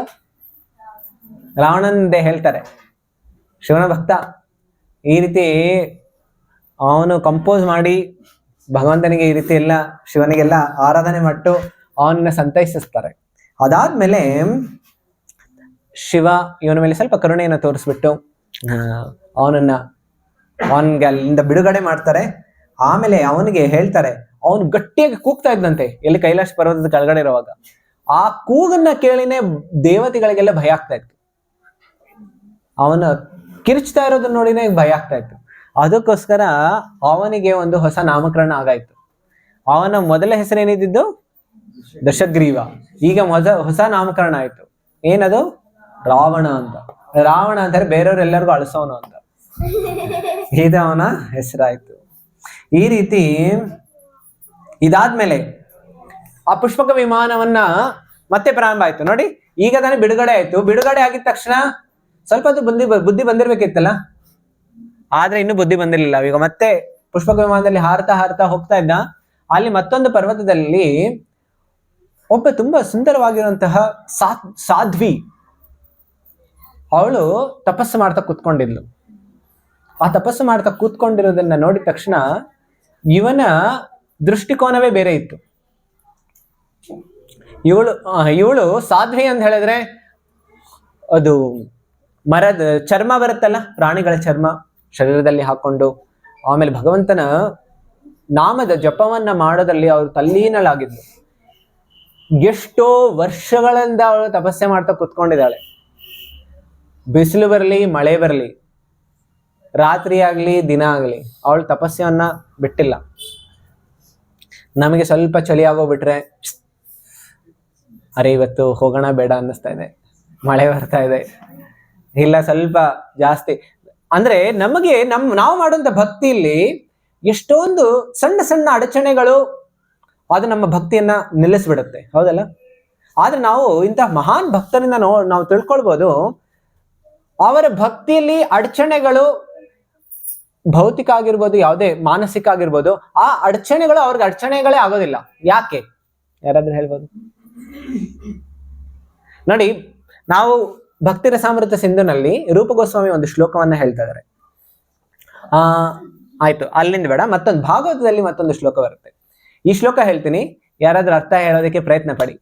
ಸವೈ ಪುಂಸಾಂ ಪರೋ ಧರ್ಮ ಯಥೋ ಭಕ್ತಿರಧೋಕ್ಷಜೆ ಅಹೈತುಕಿ ಅಪ್ರತಿಹತ ಯಯಾತ್ಮ ಸುಪ್ರಸೀದತಿ. ಯಾರಾದ್ರೂ ಇದ್ರ ಶ್ಲೋಕದ ಅರ್ಥ ಹೇಳ್ಬೋದು? ಇದು ಶ್ರೀಮದ್ ಭಾಗವತದಲ್ಲಿ ಬರುತ್ತೆ.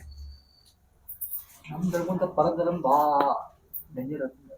ಹಾ, ನಮ್ಮ ಧರ್ಮಕ್ಕೂ ಪರಧರ್ಮ ಬಹಳ ಡೇಂಜರ್ ಆಗ್ತದೆ. ಇದೆಲ್ಲ ಯಾರಾದ್ರೂ ಹೇಳ್ಬೋದು ಈ ಶ್ಲೋಕದ ಅರ್ಥ? ಹೇಳಿ ಹೇಳಿ, ನಿಮ್ಗೆಲ್ಲರಿಗೂ ಗೊತ್ತಿದೆ ಅಂತ ಗೊತ್ತಿದೆ ನಂಗೆ, ಹೇಳಿ. ಎಷ್ಟೋ ಭಕ್ತರಿಗೆ ಗೊತ್ತಿದೆ, ಹೇಳಿ ಹೇಳಿ ಪಾಂಡರ್ ಹೇಳಿ. ಸಾಂ ಪರೋ ಧರ್ಮೋ ಯಥೋ ಭಕ್ತಿರಧೋಕ್ಷತೆ. ಧರ್ಮ ಅನೇಕ ಧರ್ಮಗಳಿದೆ. ಪರಧರ್ಮ ಉತ್ಕೃಷ್ಟವಾದ ಧರ್ಮ ಅಂತಂದ್ರೆ ಭಕ್ತಿಯನ್ನು ಮಾಡೋದು, ಭಗವಂತನಿಗೆ ಭಕ್ತಿ ಮಾಡೋದು. ಆಮೇಲೆ ಇದು ಅಹೈತುಕಿ ಅಪ್ರತಿಹತ. ಅಂದ್ರೆ ಇಲ್ಲಿ ಅಹೈತುಕಿ ಅಂದ್ರೆ ಯಾವುದೇ ತರದ ಭೌತಿಕ ಇಚ್ಛೆಗಳನ್ನು ಈಡೇರಿಸಿಕೊಳ್ಳೋಸ್ಕರ ಮಾಡುವಂತ ಭಕ್ತಿ ಅಲ್ಲ, ಅಹೈತುಕವಾಗಿರ್ಬೇಕು.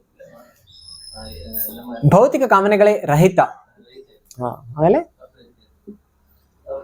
ಅಪ್ರತಿಹತ, ದಿನನಿತ್ಯ ಮಾಡೋದು. ಈಗ ಒಂದು ವರ್ಷ ಮಾಡಿದೆ, ಆಮೇಲೆ ಈಗ ನವರಾತ್ರಿ ವ್ರತ ಎಷ್ಟು ದಿನ ನಡೆಯುತ್ತೆ? 9 ದಿನ. ಆಮೇಲೆ 9 ದಿನ ಆದ್ಮೇಲೆ ಭಾರಿ ಏನು ವ್ರತ ಮಾಡಿದ ಏನೆಲ್ಲ ನಿಲ್ಸಿದ್ರಲ್ಲ ಅದೆಲ್ಲ ಪೂರ್ತಿ ಕಾಂಪೌಂಡ್ ಇಂಟ್ರೆಸ್ಟ್ ಇಂದ ಸ್ಟಾರ್ಟ್ ಆಗ್ಬಿಡುತ್ತೆ. ಹೇಳ್ತಾರೆ ಈ 9 ದಿನಗಳ ಕಾಲ ಎಲ್ಲಾ ಎಷ್ಟೊಂದು ಮಾಂಸಾಹಾರದ ಎಲ್ಲ ಶಾಪ್ಗಳೆಲ್ಲ ಇರುತ್ತಲ್ಲ, ಆಗ ಜಾಸ್ತಿ ಜನ ಇರೋದಿಲ್ಲ ಅಂತೆ. ಆದರೆ 10ನೇ ದಿನ ಇದ್ರದ್ದು 10 ಪಟ್ಟು ಸೇಲ್ ಆಗ್ಬಿಡುತ್ತಂತೆ. ಯಾಕೆ?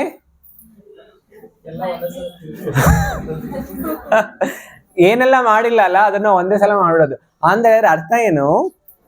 ಇದು ಪ್ರಭುಜಿ ಹೇಳ್ತಾ ಇದ್ರಲ್ಲ, ಅಪ್ರತಿಹತ ಅಂತ ಹೇಳಿದ್ರೆ ಭಕ್ತಿ ನಿಲ್ಲೋದಿಲ್ಲ. ಗಂಗಾ ನದಿ ಯಾವಾಗ್ಲೂ ನಿಂತೋಗಿರೋದು ನೋಡಿದ್ರಿ? ಸ್ಟಿಲ್. ಅದೇ ರೀತಿ ನಮ್ಮ ಜಪ ನಿಲ್ಬಾರ್ದು ಅಂತ ಹೇಳ್ತಾರೆ. ಅದೇ ರೀತಿ ನಮ್ಮ ಭಕ್ತಿ ನಿಲ್ಬಾರ್ದು, ಸತತವಾಗಿ ನಡೀತಾ ಇರಬೇಕು. ಹೇಗೆ ನದಿ ನೀರು ಸತತವಾಗಿ ಹರಿತಾ ಇರುತ್ತೆ, ಅದೇ ರೀತಿ ನಮ್ಮ ಭಕ್ತಿ ಸತತವಾಗಿ. ಸೊ ಇಲ್ಲಿ ಹೇಳ್ತಾ ಇದಾರೆ ಅಪ್ರತಿಹತ. ಯಾಕೆ ಇದನ್ನ ಹೇಳಿದ್ದು ನಾನು? ಅವಳಿಗೆ ಏನೇ ಸಂಪೂರ್ಣ ಪರಿಸರದಲ್ಲಿರ್ಬೋದು, ಮಾನಸಿಕವಾಗಿರ್ಬೋದು, ಆದ್ರೆ ಅವಳ ತಪಸ್ಸು ನಿಲ್ತಿಲ್ಲ. ಯಾಕೆ ಅವಳು ತಪಸ್ಸೆ ಮಾಡ್ತಾ ಇದ್ದಿದ್ದು? ಯಾರು ಇದು ಗೊತ್ತಾ? ಯಾರು ಈಕೆ? ವೇದವತಿ. ಯಾಕೆ ತಪಸ್ಸೆ ಮಾಡ್ತಾ ಇದ್ದಿದ್ದು? ವಿಷ್ಣುವನನ್ನ ಪಡ್ಕೊಳ್ಳೋದಕ್ಕಾಗಿ, ವರನಾಗಿ ನಾನು ಮದ್ವೆ ಆಗ್ಬೇಕು ಅಂತ ಹೇಳಿದ್ರೆ ಬರೀ ವಿಷ್ಣುವಿಗೆ ಮಾತ್ರ ಮದುವೆ ಆಗ್ತೇನೆ. ಈ ರೀತಿ ಘೋರವಾದ ತಪಸ್ಸನ್ನ ಅವಳು ಮಾಡ್ತಾ ಇದ್ಲು. ಈಗ ಈ ಸಾಧ್ವಿ ಒಬ್ಳೇ ಇದ್ದು ಈ ರೀತಿ ತಪಸ್ಸು ಮಾಡ್ತಾ ಇದ್ಲು. ಅದಕ್ಕೋಸ್ಕರ ರಾವಣನ ಕಣ್ಣು ಯಾರ ಮೇಲೆ ಬಿತ್ತು? ಈಕೆ ಮೇಲೆ ಬಿತ್ತು. ಅವನ್ಗನ್ನಿಸ್ತು, ನಾನು ಈ ಜಗತ್ತಿನಲ್ಲಿ ಏನೇ ಸುಂದರವಾಗಿರೋದಿದ್ರೆ ಯಾರ ಹತ್ರ ಇರ್ಬೇಕು? ನನ್ನ ಹತ್ರ ಇರ್ಬೇಕು. ಸೊ ಅದಕ್ಕೋಸ್ಕರ ಇವನು ಆಕೆ ಹತ್ರ ಹೋಗ್ಬಿಟ್ಟು ಹೇಳ್ತಾಳೆ, ನೀನು ಎಷ್ಟು ಸುಂದರವಾಗಿದ್ಯಾ, ಆಮೇಲೆ ನಾನು ಸುಂದರವಾಗಿದ್ದೀನಿ. ಸೊ ಅದಕ್ಕೋಸ್ಕರ ನಮ್ಮ ಜೋಡಿ ತುಂಬಾ ಚೆನ್ನಾಗಿರುತ್ತೆ. ಆಮೇಲೆ ನನ್ನ ಹತ್ರ ಎಷ್ಟೊಂದು ಆಸ್ತಿ ಅಂತಸ್ತಿದೆ, ನಾನು ಕುಬೇರಂದು ಏನೆಲ್ಲ ಪುಷ್ಪಕ ಅದು ನನ್ನ ಹತ್ರನೇ ಇದೆ ಈಗ. ಸೊ ಅದಕ್ಕೋಸ್ಕರ ನಾವೀಗ ಹಾರಾಡ್ಕೊಂಡು ಹೋಗಿ ಒಳ್ಳೆ ಎಂಜಾಯ್ ಮಾಡ್ಬೋದು, ಹನಿಮೂನ್ ಪಾರ್ಟಿ ಮಾಡ್ಬೋದು. ಯಾಕೆ ಬಂದ್ಬಿಡೋದಿಲ್ಲ? ಇಲ್ಲಿ ಯಾಕೆ ಎಷ್ಟೊಂದು ಕಷ್ಟ ಪಡ್ತಾ ಇದೆಯಾ? ಈ ರೀತಿ ಆಫರ್ ಕೊಡ್ತಾನೆ. ಆಗ ಇದನ್ನ ಕೇಳಿದ ತಕ್ಷಣ ಅವಳಿಗೆ ಕೋಪ ಬರುತ್ತೆ. ಆದ್ರೆ ತಕ್ಷಣ ಅವಳು ಸಾಧ್ವಿ ಆಗಿರೋದ್ರಿಂದ ಸಾಧುವಿನ ರೀತಿನಲ್ಲಿ ಮಾತಾಡ್ತಾಳೆ. ಏನ್ ಮಾತಾಡ್ತಾಳೆ? ನೋಡಿ ಹೇಳ್ತಾಳೆ, ನನ್ನ ತಾಯಿಯು ನನ್ನ ತಂದೆಯ ಚಿತೆಯಲ್ಲಿ ಸಹಗಮನ ಮಾಡಿದಾಗ ಭಗವಾನ್ ನಾರಾಯಣನನ್ನು ನನ್ನ ಹೃದಯದಲ್ಲಿ ಸ್ಥಾಪಿಸಿಕೊಂಡ ನಾನು ಅವನನ್ನು ನನ್ನ ಪತಿಯಾಗಿ ಪಡೆಯಲು ತಪಗಳನ್ನು ಆಚರಿಸುತ್ತೇನೆ. ಎಲೈ ರಾವಣನೇ, ನನ್ನ ತಪಶಕ್ತಿಯಿಂದ ನಿನ್ನ ಬಗ್ಗೆ ನನಗೆ ಎಲ್ಲವೂ ತಿಳಿದಿದೆ. ನೋಡಿ, ಕೆಲವು ಬಾರಿ ಯಾರು ಆಧ್ಯಾತ್ಮಿಕ ತಪಸ್ಸಿನಿಂದ ಮಾಡ್ತಾ ಇರ್ತಾರಲ್ಲ, ಅವರಿಗೆ ಕೆಲವು ಬಾರಿ ಏನು ಹೇಳಬೇಕು ಅದು ಬೇಕಿಲ್ಲ, ಅವ್ರ ತಪಸ್ಸಿನ ಶಕ್ತಿಯಿಂದಾನೇ ಗೊತ್ತಾಗ್ಬಿಡುತ್ತೆ ಈ ವ್ಯಕ್ತಿ ಯಾರು ಅಂತ ಹೇಳಿ. ತ್ರಿಕಾಲಜ್ಞ, ಆ ಶಕ್ತಿಗಳೆಲ್ಲ ಬರುತ್ತೆ. ಆದ್ದರಿಂದ ನಿನ್ನ ಸಡಗರವಿಲ್ಲದೆ ನೀನು ಇಲ್ಲಿಂದ ಹೊರಟು ಹೋಗಬೇಕು. ಈ ರೀತಿ ಹೇಳಿದ ತಕ್ಷಣ ವೇದವತಿ ಹೇಳ್ತಾಳೆ. ಆಮೇಲೆ ನೋಡಿ ಏನ್ ಹೇಳ್ತಾ ಇದ್ದಾನೆ ರಾವಣ, ನೀನು ನನ್ನ ತುಲನೆಯಲ್ಲಿ ಈ ವಿಷ್ಣುವು ಏನೂ ಅಲ್ಲ. ಈ ರೀತಿ ವಿಷ್ಣುವನ್ನ ಬಗ್ಗೆ ಅವನು ಹೀಯಾಳಿಸಿ ಮಾತಾಡೋದಕ್ಕೆ ಪ್ರಾರಂಭ ಮಾಡ್ತಾನೆ. ಆಮೇಲೆ ಅದಾಗಿದ ತಕ್ಷಣ ನೋಡಿ ಏನ್ ಮಾಡ್ತಾನೆ, ಅವಳನ್ನ ಎಳ್ಕೊಂಡು ಹೋಗೋದಕ್ಕಾಗಿ ಅವಳ ಜುಟ್ಟನ್ನ ಎಳ್ಕೊಂಡು ಹೋಗ್ತಾ ಇರ್ತಾನೆ. ಆಗ ತಕ್ಷಣನೇ ಅವಳ ಯೋಗ ಸಿದ್ಧಿಯಿಂದ ಶಕ್ತಿಯಿಂದ ಅವಳು ಏನ್ ಮಾಡ್ತಾಳೆ, ಅವಳ ಕೂದಲನ್ನ ಅವಳು ಕತ್ತರಿಸ್ಬಿಡ್ತಾಳೆ. ಆ ಕೂದಲನ್ನ ಕತ್ತರಿಸಿದ ತಕ್ಷಣ ರಾವಣನಿಂದ ತುಂಬಾ ದೂರ ಇರ್ತಾಳೆ ಅವಳು. ಆಮೇಲೆ ಅವಳು ಧ್ಯಾನದಿಂದ ಕೂತ್ಕೊಂಡು ಅಗ್ನಿಯನ್ನ ಅವಳ ಶರೀರದಲ್ಲಿ ಆಹ್ವಾನ ಮಾಡಿ ಅವಳು ಸುಟ್ಟು ಬೂದಿ ಆಗೋಗ್ಬಿಡ್ತಾಳೆ.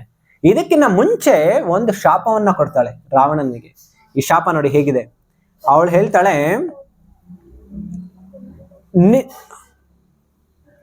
ನಿನ್ನಿಂದ ಸ್ಪರ್ಶಿಸಲ್ಪಟ್ಟಿರುವ ನಾನು ಇನ್ನು ಜೀವಿಸಲು ಇಚ್ಛಿಸುವುದಿಲ್ಲ.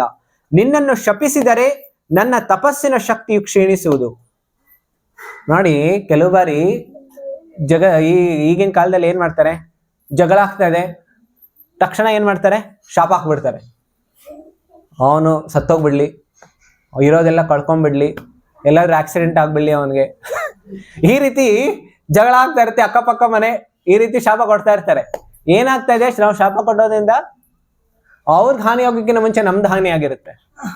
ಏನ್ ಹಾನಿ ಆಗುತ್ತೆ, ನಮ್ಮ ಒಳ್ಳೆ ಗುಣಗಳು, ನಮ್ಮ ಒಳ್ಳೆ ಶಕ್ತಿ ಏನೆಲ್ಲ ಇದೆಯಲ್ಲ ಅದೆಲ್ಲ ನಾವು ಕಳ್ಕೊಂಡ್ಬಿಡ್ತೀವಿ. ಅದಕ್ಕೋಸ್ಕರ ಹೇಳ್ತಾರೆ ನೋಡಿ, ಒಂದು ತಿಳ್ಕೊಳ್ಬಹುದು ಇದರಿಂದ. ಅದಕ್ಕೋಸ್ಕರ ನಾವು ಬೇರೆಯವ್ರಿಗೆ ಶಾಪ ನೋಡಿ, ಪರೀಕ್ಷಿತ್ ಮಹಾರಾಜರಿಗೆ ಶಾಪ ಕೊಟ್ಟಾಗ ಪರೀಕ್ಷಿತ್ ಮಹಾರಾಜ್ ಏನ್ ಮಾಡಿದ್ರು, ಸ್ವೀಕಾರ ಮಾಡಿದ್ರು. ಅವ್ರು ಪ್ರತೀಕಾರ ಮಾಡಿಲ್ಲ. ಅಂದ್ರೆ ಭಕ್ತರ ಲಕ್ಷಣ ಅಂತ ಹೇಳಿದ್ರೆ ಪ್ರತೀಕಾರ ತೋರಿಸೋದಿಲ್ಲ, ಅವರು ಸಹನೆ ಮಾಡ್ಕೊಳ್ಳೋದನ್ನ ಕಲಿತಾರೆ. ಯಾಕೆ ಸಹನೆ ಮಾಡೋದು ಕಲಿತಾರೆ? ಯಾಕಂದ್ರೆ ಅವ್ರಿಗೆ ಗೊತ್ತಿದೆ ಇದು ನನಗೆ ಒಳ್ಳೇದಾಗೋದಕ್ಕೆ ಬರ್ತಾ ಇದೆ, ಭಗವಂತನಿಂದ ಬರ್ತಾ ಇದೆ. ಈ ರೀತಿ ಸ್ವೀಕಾರ ಮಾಡ್ತಾರೆ. ಅದಷ್ಟೇ ಅಲ್ಲ, ಆ ಸಹನೆಯಿಂದ ಅವರ ಆಧ್ಯಾತ್ಮಿಕ ಶಕ್ತಿ ಇನ್ನೂ ಹೆಚ್ಚಾಗುತ್ತೆ. ಈಗ ಇಲ್ಲಿ ನೋಡಿ ವೇದವತಿ ಹೇಳ್ತಾಳೆ, ಆದ್ರೆ ನಿನ್ನಿಂದ ಸ್ಪರ್ಶಿಸಲ್ಪಟ್ಟ ಈಗ ನಾನು ನನ್ನ ಶರೀರವನ್ನ ಈಗ ಇಟ್ಕೊಳ್ಳೋದಕ್ಕೆ ಇಷ್ಟನೇ ಇಲ್ಲ ನನಗೆ. ನಾನೇನ್ ಮಾಡ್ಬೇಕಾಗಿದ್ದೀನಿ, ಆದ್ದರಿಂದ ನಾನು ನಿನ್ನನ್ನು ಶಪಿಸದೆ ನಿನ್ನ ನಾಶಕ್ಕಾಗಿ ಇನ್ನೊಂದು ದಿವ್ಯ ಜನ್ಮವನ್ನು ತಾಳುತ್ತೇನೆ ಎಂದು ಹೇಳಿ ಅಗ್ನಿ ಪ್ರವೇಶವನ್ನು ಮಾಡಿದಳು. ಅಂತ ಹೇಳಿದ್ರೆ ನಾನೇ ಬರ್ತೀನಿ, ನಿನ್ನ ಸಾವಿಗೆ ನಾನು ಕಾರಣನಾಗಿ ಬರ್ತೀನಿ. ಇದು ಎಷ್ಟನೇ ಶಾಪ? ಎರಡನೇ ಶಾಪ. ಮೊದಲನೇದು ಯಾರು ಕೊಟ್ರು? ಪಾರ್ವತಿ ಕೊಟ್ಲು. ಈಗ ಎರಡನೇದು ಯಾರು ಕೊಡ್ತಾ ಇದ್ದಾಳೆ? ವೇದವತಿ ಏನು ಕೊಟ್ಲು ಈ ರೀತಿ. ಈಗ ಈ ರೀತಿ ಹೇಳಿದ ತಕ್ಷಣ ಇದು ಮುಗೀತು ಈ ಸೀನ್. ಇದಾದ್ಮೇಲೆ ಇವನು ಯಾಕೆ ತಿರುಗಾಡ್ತಿದ್ದು ಈ ರೀತಿ ಊರೂರು? ಶಕ್ತಿ ಪ್ರದರ್ಶನ ಮಾಡೋದಕ್ಕೆ, ಆಮೇಲೆ ಎಲ್ಲ ಏನಾದ್ರು ವಸ್ತುಗಳನ್ನ ಅಪಹರಣ ಮಾಡ್ಕೊಳ್ಳೋದಕ್ಕೆ, ಆಮೇಲೆ ಬೇರೆಯವ್ರನ್ನ ಸೋಲ್ಸೋದಿಕ್ಕೆ, ಅದಕ್ಕೋಸ್ಕರ ತಿರುಗಾಡ್ತಾ ಇದ್ದ. ಈ ರೀತಿ ತಿರುಗಾಡಿನೇ ಎಷ್ಟೊಂದು ಶಾಪಗಳನ್ನ ಪಡ್ಕೊಂಡ ಇವನು. ನೋಡಿ, ಭಕ್ತರೆಲ್ಲರಿಗೂ ಅನ್ಸುತ್ತೆ ನಾನು ತೀರ್ಥಯಾತ್ರೆ ಮಾಡಿ ಏನ್ ಮಾಡ್ಬೇಕು, ಪುಣ್ಯ ಗಳಿಸ್ಬೇಕು ಅಂತ. ಆದ್ರೆ ಇವನು ತಿರುಗಾಡಿ ಒಳ್ಳೆ ಸ್ಥಾನಗಳಿಗೆ ಹೋಗ್ತಾನೆ. ಕೈಲಾಸಕ್ಕೆ ಹೋಗಿದ್ದ, ಆದ್ರೆ ಶಾಪ ತಗೊಂಡ್ ಬಂದ. ಅದಕ್ಕೋಸ್ಕರ ಹೇಳ್ತಾರೆ ತೀರ್ಥಯಾತ್ರೆಗೆ ಹೋಗೋದಲ್ಲ ಸುಮ್ನೆ, ಯಾವ ಭಾವನೆಯಲ್ಲಿ ಹೋಗ್ತೀವಿ ಅದು ಮುಖ್ಯ. ಒಳ್ಳೆ ಭಾವನೆಗಳಿಂದ ಹೋದ್ರೆ ವರ ಪಡ್ಕೊಂಡು ಬರ್ಬೋದು, ಕೆಟ್ಟ ಭಾವನೆಗಳಿಂದ ಹೋದ್ರೆ ಶಾಪ ತಗೊಂಡು ಬರ್ಬೇಕಾಗತ್ತೆ. ಅದಕ್ಕೋಸ್ಕರ ತೀರ್ಥಯಾತ್ರೆಗೆ ಹೋಗ್ಬೇಕು ಅಂತ ಹೇಳಿದ್ರೆ ನಾವು ಯಾವ ರೀತಿನಲ್ಲಿ ಹೋಗ್ಬೇಕಂದ್ರೆ ಜ್ಞಾನ ಇರ್ಬೇಕು. ಅದಕ್ಕೋಸ್ಕರ ಹೇಳ್ತಾರೆ ತೀರ್ಥಯಾತ್ರೆ ಮಾಡ್ಬೇಕು ಅಂದ್ರೆ ಹೇಳ್ತಾರೆ ಸಾಧುಗಳ ಜೊತೆಲಿ ಹೋಗ್ಬೇಕು ಅಂತ ಹೇಳ್ತಾರೆ, ಭಕ್ತರ ಜೊತೆಲಿ ಹೋಗ್ಬೇಕು ಅಂತ ಹೇಳ್ತಾರೆ. ಆಗ ನಮಗ್ ಗೊತ್ತಾಗತ್ತೆ ನಿಜವಾಗಿಯೂ ತೀರ್ಥ ಆ ಸ್ಥಾನದಲ್ಲಿ ನಾನು ಹೇಗಿರ್ಬೇಕು, ಹೇಗಿರ್ಬಾರ್ದು, ಏನ್ ಮಾಡ್ಬೇಕು, ಏನ್ ಮಾಡಬಾರ್ದು, ಆ ಒಳ್ಳೆ ಚೈತನ್ಯದಲ್ಲಿ ಹೇಗಿರೋದಕ್ಕೆ ಸಾಧ್ಯ ಆಗುತ್ತೆ, ಅದೆಲ್ಲ ನಮ್ಗೆ ಗೊತ್ತಾಗುತ್ತೆ. ಈಗ ಇವನಷ್ಟೊಂದು ಶಾಪಗಳನ್ನು ಪಡ್ಕೊಳ್ತಾ ಇದ್ದಾನೆ. ಆಮೇಲೆ ಇದಿಷ್ಟೇ ಅಲ್ಲ, ಇನ್ನೂ ಎಷ್ಟೊಂದು ಶಾಪಗಳನ್ನ ಇವನು ಪಡ್ಕೊಳ್ತಾ ಇದ್ದ. ಯಾವ್ದೆಲ್ಲ ಪಡ್ಕೊಳ್ತಾ ಇದ್ದ ಅದು ಇನ್ನು ನಾವು ಚರ್ಚೆ ಮಾಡೋಣ. ಇನ್ನೂ ಕೆಲವಿದೆ, ತುಂಬಾ ಮಹಾನ್ ಸಾಧನೆಯನ್ನ ಮಾಡಿದ್ದಾರೆ. ಸೊ ಈಗ ನೆಕ್ಸ್ಟ್ ಮತ್ತೊಂದು ಎಲ್ಲಿಗೆ ಹೋಗ್ತಾನೆ ಅಂತ ಹೇಳಿದ್ರೆ, ಅದ್ರ ಪಕ್ಕದಲ್ಲೇ ಇದ್ದಂತಹ ನಳಕುಬೇರ ಮತ್ತೆ ಮಣಿಗ್ರೀವ, ಇವರೆಲ್ಲ ಯಾರು? ಕುಬೇರನ್ ಮಕ್ಕಳು. ಆಮೇಲೆ ನಳಕುಬೇರನ ಧರ್ಮಪತ್ನಿ ಆಗಿರ್ತಾಳೆ ರಂಭ. ಈ ರಂಭ ಇವರೆಲ್ಲ ಯಾರು? ಅಪ್ಸರೆ. ಇವರೆಲ್ಲರ ರಂಭ ಯಾರ ಪತ್ನಿ ಆಗಿದ್ಲು? ನಳಕುಬೇರನ ಪತ್ನಿ ಆಗಿದ್ಲು. ಈಗ ಇವಳು ಒಂದು ದಿನ ಹೋಗ್ತಾ ಇರುವಾಗ ಇವನು ತುಂಬಾ ಅತಿ ಹೆಚ್ಚು ಕಾಮದಿಂದ ಆಕರ್ಷಿತನಾಗೋಗ್ಬಿಡ್ತಾನೆ. ಆಗ ಅವನಿಗೆ ಗೊತ್ತಿಲ್ಲ ಈಕೆ ಯಾರು ಅಂತಾನು. ಇವರಿಬ್ಬರ ನಡುವೆ ಏನು ಸಂಬಂಧ ಇದೆ? ರಾವಣ ಮತ್ತು ಈಗ ನಳಕುಬೇರ ಏನ್ ಸಂಬಂಧ ಇದೆ? ಸೊಸೆ ಆಗ್ಬೇಕು, ಹೌದಲ್ಲ? ಈಕೆ ಸೊಸೆ ಆಗ್ಬೇಕು. ಆದ್ರೆ ನೋಡಿ, ಯಾವಾಗ ಕಾಮ ಅತಿ ಹೆಚ್ಚು ಆಗೋಗ್ಬಿಡುತ್ತೆ, ವಿವೇಕ ಹೋಗ್ಬಿಡುತ್ತೆ, ಅದಕ್ಕೋಸ್ಕರ ಏನು ಜ್ಞಾನ ಏನು ಬೇಕಲ್ಲ ಅದು ಇಲ್ಲ. ಭಗವಂತ ಎಲ್ಲಾದ್ರೂ ಹೇಳ್ತಾರೆ ಈ ರೀತಿ, ಧ್ಯಾಯತೋ ವಿಷಯಾನ್ ಪುಂಸಃ ಸಂಗಸ್ತೇಷು ಉಪಜಾಯತೆ ಸಂಗಾತ್ ಸಂಜಾಯತೆ ಕಾಮ ಕಾಮಾತ್ ಕ್ರೋಧೋ ವಿಜಾಯತೆ ಕ್ರೋಧಾತ್ ಭವತಿ ಸಮೋಹ ಸಮೋಹಾತ್ ಸ್ಮೃತಿ ವಿಭ್ರಮ. ಸ್ಮೃತಿ ವಿಭ್ರಮ ಅಂತ ಹೇಳಿದ್ರೆ ಅಂದ್ರೆ ಸ್ಮೃತಿ ವಿಭ್ರಮ ಅಂತ ಹೇಳಿದ್ರೆ ಜ್ಞಾಪಕ ಹೋಗ್ಬಿಡುತ್ತೆ ಅಂತ ಹೇಳಿದ್ರೆ, ನಾವ್ ಏನೆಲ್ಲ ತಿಳಿದಿರ್ತೀವಿ, ಜ್ಞಾನ ಪಡ್ಕೊಂಡಿರ್ತೀವಿ, ಅದೆಲ್ಲ ಆ ಸಮಯದಲ್ಲಿ ಜ್ಞಾಪಕ ಬರೋದಿಲ್ಲ. ಸ್ಮೃತಿ ಭ್ರಂಶಾತ್ ಬುದ್ಧಿನಾಶ ಆಗೋಗ್ಬಿಟ್ಮೇಲೆ ಪ್ರಣಶ್ಯತಿ, ಬಿದ್ಬಿಡ್ತಾನೆ. ಅದಕ್ಕೋಸ್ಕರ ಈಗ ಏನಾಗೋಯ್ತು, ಇವನ ಅವನತಿಗ ಮತ್ತೊಂದು ಸೃಷ್ಟಿ ಮಾಡ್ಕೊಂಡ. ರಂಬೆಯನ್ನ ಕೈ ಹಿಡಿದು ಬಲಾತ್ಕಾರದಿಂದ ಅವಳನ್ನ ಭೋಗಿಸೋದಕ್ಕೆ ಪ್ರಯತ್ನ ಪಟ್ಟ. ಅದಾಗಿದ ತಕ್ಷಣ ಈಗ ನಳಕುಬೇರನಿಗೆ ಗೊತ್ತಾಯ್ತು. ನಳಕುಬೇರ ಅವನ ಯೋಗ ಶಕ್ತಿಯಿಂದಾನೆ ಗೊತ್ತಾಯ್ತು ರಾವಣ ಏನ್ ಮಾಡ್ತಾ ಇದ್ದಾನೆ ಅಂತ ಹೇಳಿ. ಇದರಿಂದ ರಾವಣ ತಕ್ಷಣ ನಳಕುಬೇರ ಒಂದು ಶಾಪವನ್ನ ಕೊಡ್ತಾನೆ. ಏನು ಅಂತ ಹೇಳಿ ಶಾಪವನ್ನ ಕೊಡ್ತಾನೆ, ಇನ್ನು ಮೇಲೆ ಯಾವ್ದಾದ್ರೂ ಸ್ತ್ರೀಯನ್ನ ನೀನು ಬಲಾತ್ಕಾರದಿಂದ ಪ್ರಯತ್ನ ಪಟ್ರೆ ಏನಾಗುತ್ತೆ, ನಿನ್ನ ತಲೆ 7 ಚೂರಾಗಿ ಒಡೆದೋಗ್ಬಿಡತ್ತೆ, ಈ ರೀತಿ ಆಮೇಲೆ ನಿನ್ನ ಮೃತ್ಯು ಬರುತ್ತೆ ಅಂತ ಹೇಳಿ ಅವನು ಶಾಪವನ್ನ ಕೊಡ್ತಾನೆ. ಇದನ್ನ ಕೇಳಿದ ತಕ್ಷಣ ರಾವಣನಿಗೆ ಮೊದಲನೇ ಬಾರಿ ಸ್ವಲ್ಪ ಭಯ ಬಂತು. ನಾನೇನಾದ್ರು ಅದಕ್ಕೋಸ್ಕರ ನಾವು ನೋಡ್ಬೋದು ರಾಮಾಯಣದಲ್ಲಿ ಸೀತೆಯನ್ನ ಇವನು ಬಲಾತ್ಕಾರದಿಂದ ಭೋಗ್ಸೋದಕ್ಕೆ ಪ್ರಯತ್ನ ಪಟ್ಟಿಲ್ಲ, ಅವಳನ್ನ ಒಲಿಸೋದಕ್ಕೆ ಪ್ರಯತ್ನ ಪಡ್ತಾ ಇದ್ದ. ಆದ್ರೆ ಇವನ ಸೌಂದರ್ಯ, ಇವನ ವೈಭವ ಎಷ್ಟಿತ್ತು ಅಂತ ಹೇಳಿದ್ರೆ, ಎಷ್ಟೋ ಜನ ಒಲಿತು ಏನಾಗ್ಬಿಡ್ತಾ ಇದ್ರು, ಇವನ ಆಸ್ಥಾನದಲ್ಲಿ ಇದ್ರು. ಆದ್ರೆ ಸೀತೆ ಅವನ ಐಶ್ವರ್ಯ ಮತ್ತು ಅವನ ಸೌಂದರ್ಯದಿಂದ ಬೆರಗಾಗಿಲ್ಲ. ಇದು ಎಷ್ಟನೇ ಶಾಪ? 3ನೇದು. ಯಾರಿಂದ ಸಿಕ್ತು? ನಳಕುಬೇರನಿಂದ ಸಿಕ್ತು. ಈಗ ಮತ್ತೊಂದು ಶಾಪ ಸಿಗತ್ತೆ.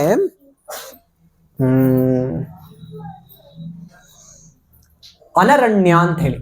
ಈ ಅನರಣ್ಯ ಒಬ್ಬ ರಾಜನಾಗಿದ್ದ, ಮನುಷ್ಯ ಮಾನವ ಲೋಕದಲ್ಲಿ ಒಬ್ಬ ರಾಜನಾಗಿದ್ದ, ತುಂಬಾ ಪರಾಕ್ರಮಿಯಾಗಿದ್ದ. ಇವನ ಪರಾಕ್ರಮ ಏನು ಕಡಿಮೆ ಇರಲಿಲ್ಲ. ರಾವಣನ ಜೊತೆ ತುಂಬಾ ಘೋರವಾಗಿ ಯುದ್ಧ ಮಾಡ್ದ. ಆದ್ರೆ ಎಷ್ಟೊಂದು ಇವನ ಸೇನೆನೋ ಎಷ್ಟೊಂದು ಸತ್ತೋಗ್ಬಿಟ್ರು.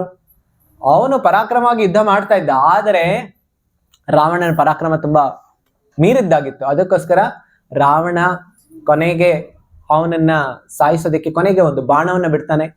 ಆ ಬಾಣವನ್ನು ಚುಚ್ಚಿ ಅವನು ಕೆಲವೇ ಕ್ಷಣಗಳಲ್ಲಿ ಅವನು ಮೃತ್ಯುವನ್ನು ಅಪ್ಪಬೇಕು ಅನ್ನೋ ಸಮಯದಲ್ಲಿ ಈ ಅನರಣ್ಯ ಒಂದು ಶಾಪವನ್ನ ಕೊಡ್ತಾನೆ. ಆ ಶಾಪ ಏನು ಅಂತ ಹೇಳಿದ್ರೆ, ನನ್ನದೇ ವಂಶದಾಗಿರುವಂತಹ ನನ್ನ ವಂಶದಿಂದ ಒಬ್ಬ ವೀರ ಬರ್ತಾನೆ, ಆ ವೀರ ಬಂದು ನಿನ್ನನ್ನ ಸಾಯಿಸ್ತಾನೆ. ಆ ವೀರನ ಹೆಸರು ರಾಮ ಅಂತ ಹೇಳಿ ಆ ಅನರಣ್ಯ ಆಗ್ಲೇ ಹೇಳಿರ್ತಾನೆ.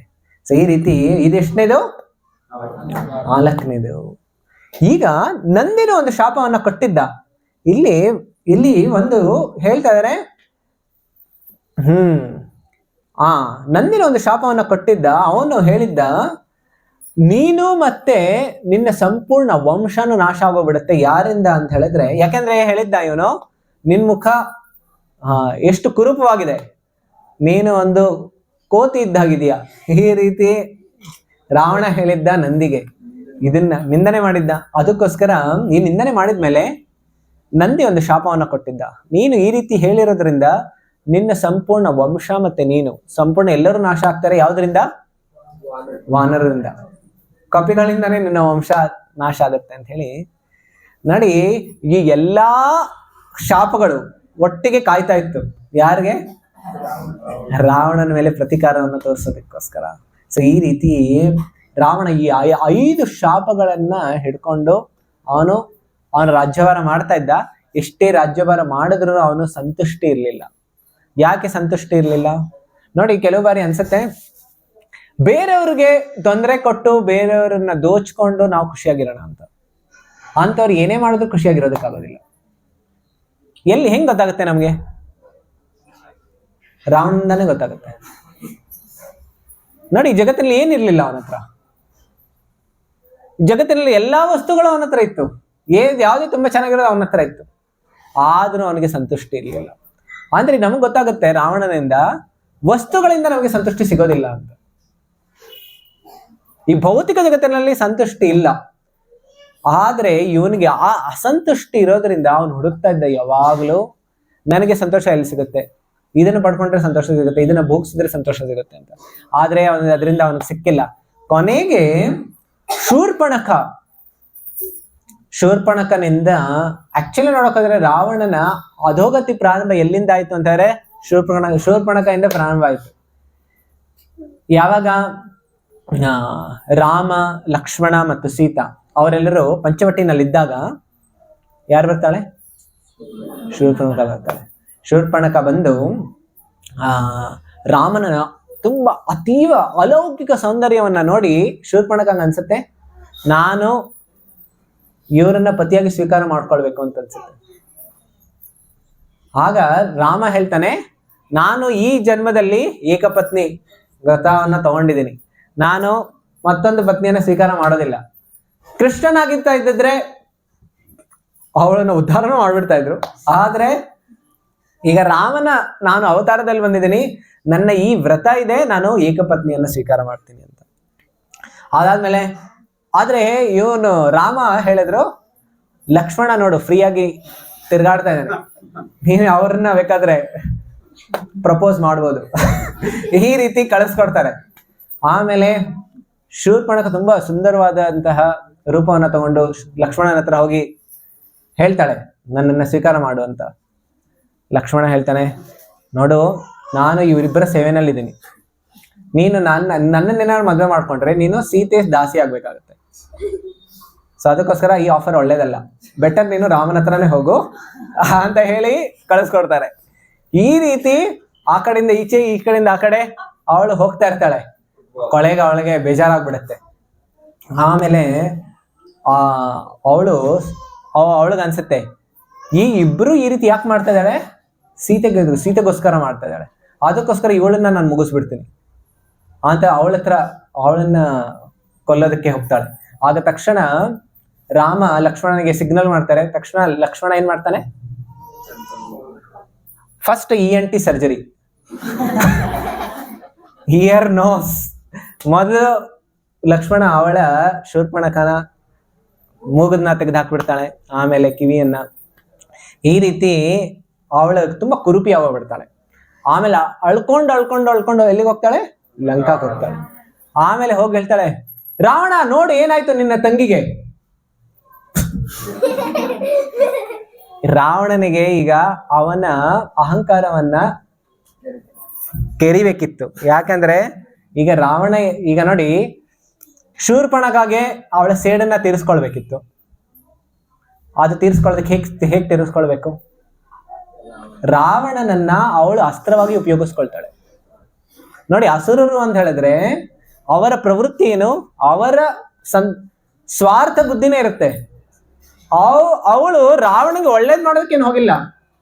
ಆದ್ರೆ ಈಗ ಅವಳಿಗೆ ಅನ್ನಿಸ್ತಾ ಇತ್ತು, ನಾನು ರಾವಣ ಏನಾದ್ರೂ ಬಂದು ರಾಮನ ಮೇಲೆ ಏನಾದ್ರೂ ಹಲ್ಲೆ ಮಾಡಿ ಆಕ್ರಮಣ ಮಾಡ್ಬೇಕು ಅಂದ್ರೆ ಏನ್ ಮಾಡ್ಬೇಕು? ಈಗ ರಾವಣನನ್ನ ರಾವಣನ ಕಾಮನೆಗಳನ್ನ ಸೃಷ್ಟಿ ಮಾಡಬೇಕು. ಅದಕ್ಕೋಸ್ಕರ ಸೀತೆಯ ವರ್ಣನೆಯನ್ನ ಮಾಡ್ತಾಳೆ. ಸೀತೆಯ ವರ್ಣನೆಯನ್ನ ಮಾಡಿದ ತಕ್ಷಣ ರಾವಣನಿಗೆ ಅನ್ಸುತ್ತೆ ಸೀತೆ ನನಗ್ ಬೇಕು ಅಂತ. ಆಮೇಲೆ ಶೂರ್ಪಣಖದ ನೋಡಿ ಆಸುರಿ ಬುದ್ಧಿ ಇದೇ ರೀತಿ ವರ್ಕ್ ಆಗುತ್ತೆ. ಅವ್ರು ಯಾವಾಗಲೂ ಸ್ಟ್ರೇಟ್ ಫಾರ್ವರ್ಡ್ ಇರೋದಿಲ್ಲ. ಈ ಜಗತ್ತಿನಲ್ಲೂ ಅಷ್ಟೇ, ಕೆಲವು ಬಾರಿ ಕೆಲವರು ಒಂದ್ ಕಡೆ ಈ ರೀತಿ ಒಂದ್ ಕಡೆ ಹೇಳ್ತಾರೆ, ಮತ್ತೊಂದ್ ಕಡೆ ಹೋಗಿ ಮತ್ತೊಂದು ಹೇಳ್ತಾರೆ. 10 ಜನರ ಹತ್ರ 11 ಸ್ಟೋರೀಸ್ ಹೇಳಿಟ್ಟಿರ್ತಾರೆ. ಆಮೇಲೆ ಅವ್ರ ಕೆಲವು ಸಲ ಮರ್ತೋಗ್ಬಿಡ್ಬೋದು, ಇವ್ರ ಹತ್ರ ಏನ್ ಹೇಳಿದ್ದೆ ನಾನು. ಸೊ ಯಾವಾಗ ನಾವು ಅದಕ್ಕೋಸ್ಕರ ಶಾಸ್ತ್ರ ಹೇಳುತ್ತೆ ಆಸುರಿ ಗುಣ ಅಂತ ಹೇಳಿದ್ರೆ ಡುಪ್ಲಿಸಿಟಿ ಅಂತ ಹೇಳಿದ್ರೆ ಯಾವಾಗ್ಲೂ ನೇರ ಇರೋದಿಲ್ಲ ಅಂತ. ಅದಕ್ಕೋಸ್ಕರ ಭಕ್ತಿಯ ಒಂದು ಒಳ್ಳೆಯ ಲಕ್ಷಣ ಅಂತ ಹೇಳಿದ್ರೆ ಸತ್ಯ, ಆಮೇಲೆ ಸಿಂಪ್ಲಿಸಿಟಿ, ಸ್ಟ್ರೇಟ್ ಫಾರ್ವರ್ಡ್ನೆಸ್. ಈಗ ಶೂರ್ಪಣಖ ಈ ರೀತಿ ರಾವಣನ ಜೊತೆ ಒಂದು ಗೇಮ್ ಅನ್ನ ಆಡಿದ್ಲು. ಯಾವ ಗೇಮ್ ಅಂತ ಹೇಳಿದ್ರೆ ರಾವಣನ ಅವಳಿಗೆ ಅನ್ನಿಸ್ತಾ ಇತ್ತು ರಾಮನ ಮೇಲೆ, ರಾಮ ಲಕ್ಷಣ ಮೇಲೆ ನಾನು ಸೇಡನ್ನ ತೀರಿಸ್ಕೊಳ್ಬೇಕು. ಅದಕ್ಕೋಸ್ಕರ ರಾವಣನ ಉಪಯೋಗಿಸ್ಕೊಂಡ್ಲು ಹಸ್ತದ ರೂಪದಲ್ಲಿ. ಆಮೇಲೆ ಹೇಳಲು ಸೀತೆಯ ವರ್ಣನೆ ಮಾಡಿದ ತಕ್ಷಣ ರಾವಣನ ಅನ್ಸುತ್ತೆ ನಾನು ಹೇಗಾದ್ರೂ ಮಾಡಿ ಸೀತೆಯನ್ನ ಪಡ್ಕೊಳ್ಳೇಬೇಕು ಅಂತ ಹೇಳಿ ಅವನು ಹೋಗ್ತಾನೆ. ಆಗ ಮೊದಲನೇ ಬಾರಿಗೆ ಅವನಿಗೆ ಇಷ್ಟೊಂದು ಋಷಿಮುನಿಗಳು, ಬೇರೆ ಬೇರೆ ಅವನ ಸ್ನೇಹಿತರು, ಮಂತ್ರಿಗಳೆಲ್ಲರೂ ಬುದ್ಧಿವಾದ ಹೇಳ್ತಾರೆ.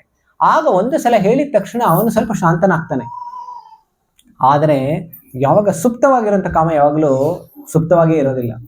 ಅದಕ್ಕೋಸ್ಕರ ಮತ್ತೆ ಅವನಿಗೆ ಅನ್ನಿಸ್ತು ನಾನು ಹೇಗಾದ್ರೂ ಮಾಡಿ ಪಡ್ಕೊಳ್ಳೇಬೇಕು ಅಂತ ಹೇಳಿ. ಈಗ ಸೀತೆಯನ್ನ ಪಡ್ಕೊಳ್ಳೋದಕ್ಕೋಸ್ಕರ ಹೋಗ್ತಾನಲ್ಲ, ಆಗ ನಿಜವಾಗಿಯೂ ಅವನ ಏನ್ ಹೇಳ್ತಾರೆ, ಅವನ ಅಧೋಗತಿಗೆ ಪ್ರಾರಂಭ ಅಲ್ಲಿಂದನೇ ಆಗಿದ್ದು. ಈಗ ಈ ರಾವಣನನ್ನ ಕೊಲ್ಲೋದಕ್ಕಾಗಿ ರಾಮ ಕೊನೆಗೆ ಸೀತೆ ಅಪಹರಣ ಆಗುತ್ತೆ. ನಾನು ಸಂಪೂರ್ಣ ರಾಮಾಯಣ ಇಲ್ಲಿ ಹೇಳೋದಕ್ಕಾಗೋದಿಲ್ಲ, ನಾವು ವಿಜಯದಶಮಿಗೆ ಬರಬೇಕು. ವಿಜಯದಶಮಿ ಅಂದ್ರೆ ರಾವಣನ ಹತ್ಯೆ ಆಗ್ಬೇಕು. ತುಂಬಾ ಬೇಗನೆ ನಾವು ರಾವಣನ ಕೊಂದಾಕ್ಬಿಡೋಣ ಈಗ.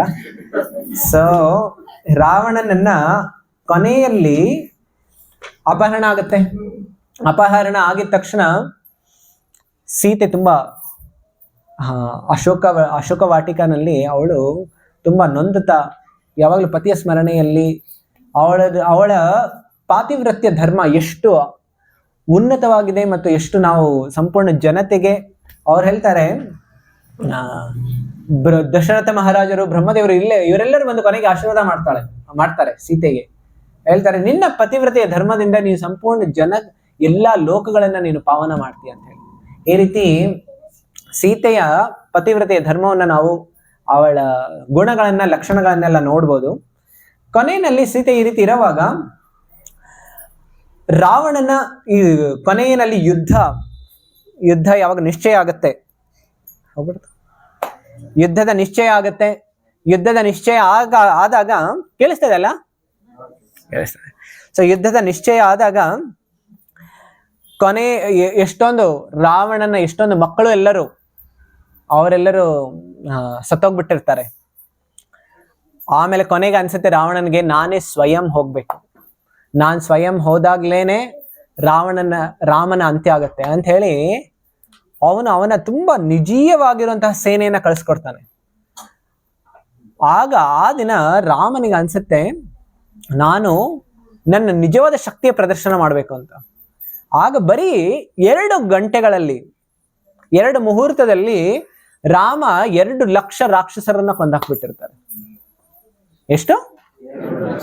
2 ಲಕ್ಷ ರಾಕ್ಷಸರನ್ನ ಬರೀ 2 ಮುಹೂರ್ತ. 2 ಮುಹೂರ್ತ ಅಂದ್ರೆ ಎಷ್ಟೊತ್ತು? ಆಲ್ಮೋಸ್ಟ್ 2 ಗಂಟೆಗಿಂತ ಕಡಿಮೆ 2 ಲಕ್ಷ ರಾಕ್ಷಸರನ್ನ ಕೊಂದಾಕ್ಬಿಟ್ಟಿರ್ತಾರೆ. ಈಗ ಎಷ್ಟೇ ದೊಡ್ಡ ಮಿಷಿನ್ ಗನ್ಸ್ ಇಟ್ಕೊಂಡಿದ್ರು ಅಷ್ಟು ಸಂಹಾರ ಮಾಡೋದಕ್ಕಾಗೋದಿಲ್ಲ.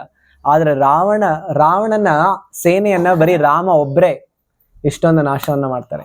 ಆದ್ರೆ ಭಗವಂತ ಅವನ ಅಗಾಧವಾದಂತಹ ಅಚಿಂತ್ಯ ಶಕ್ತಿಯನ್ನು ತೋರಿಸ್ಕೊಡ್ತಾ ಇದ್ರು ರಾವಣನ ಯುದ್ಧ ನಡೀತಾ ಇರುವಾಗ. ಈ ಯುದ್ಧದ ಸಮಯದಲ್ಲಿ ಏನಾಯ್ತು, ನಾವು ಈಗ ಅದನ್ನ ಸ್ವಲ್ಪ ಚರ್ಚೆಯನ್ನ ಮಾಡೋಣ. ನೋಡಿ, ಯಾವಾಗ ರಾಮ ಮತ್ತೆ ರಾವಣ ಇವರಿಬ್ಬರ ನಡುವೆ ಯುದ್ಧ ನಡೀತಾ ಇರುವಾಗ ರಾಮನಿಗೆ ಯಾವುದೇ ರೀತಿಯ ರಥ ಇರಲಿಲ್ಲ. ರಾವಣನ ತುಂಬಾ ಒಳ್ಳೆಯ ರಥದಲ್ಲಿ ಇದ್ದಾನೆ, ಆದ್ರೆ ರಾಮನಿಗೆ ಯಾವುದೇ ರಥ ಇಲ್ಲ. ಅದಕ್ಕೋಸ್ಕರ ದೇವತೆಗಳೆಲ್ಲರೂ ನೋಡ್ತಾ ಇದ್ದಾರೆ ದೇವತೆಗಳೆಲ್ಲರಿಗೂ ಅನ್ನಿಸ್ತಾ ಇದೆ ನಮ್ಮ ಭಗವಂತ ಬಂದಿದ್ದಾರೆ, ಆದ್ರೆ ಯಾವುದೇ ರಥ ಇಲ್ಲ. ಅದಕ್ಕೋಸ್ಕರ ಇಂದ್ರ ಒಂದು ಸ್ಪೆಷಲ್ ರಥವನ್ನ ಕಳಿಸ್ಕೊಡ್ತಾನೆ. ಆ ರಥದಲ್ಲಿ ಅವನ ಸಾರಥಿನಿ ಇರ್ತಾನೆ. ಸಾರಥಿ ಹೆಸರೇನು? ಸುಮಾಲಿ. ಏನು? ಸುಮಾಲಿ. ಈ ಸುಮಾಲಿ ಅಲ್ಲ, ಮಾತಲಿ. ಎಲ್ಲರೂ ಹೇಳಿ, ಮಾತಲಿ. ಈ ಸಾರಥಿಯನ್ನ ತಗೊಂಡು ರಥ ಬರುತ್ತೆ ಸ್ವರ್ಗದಿಂದ ಬಂದು ಸಂಪೂರ್ಣ ಯುದ್ಧದ ಕ್ಷೇತ್ರದಲ್ಲೇ ಅದು ಬೆಳಗ್ತಾ ಇರುತ್ತೆ, ಅದರ ವೈಭವದಿಂದ ಮತ್ತೆ ಅದರ ಪ್ರಕಾಶದಿಂದ.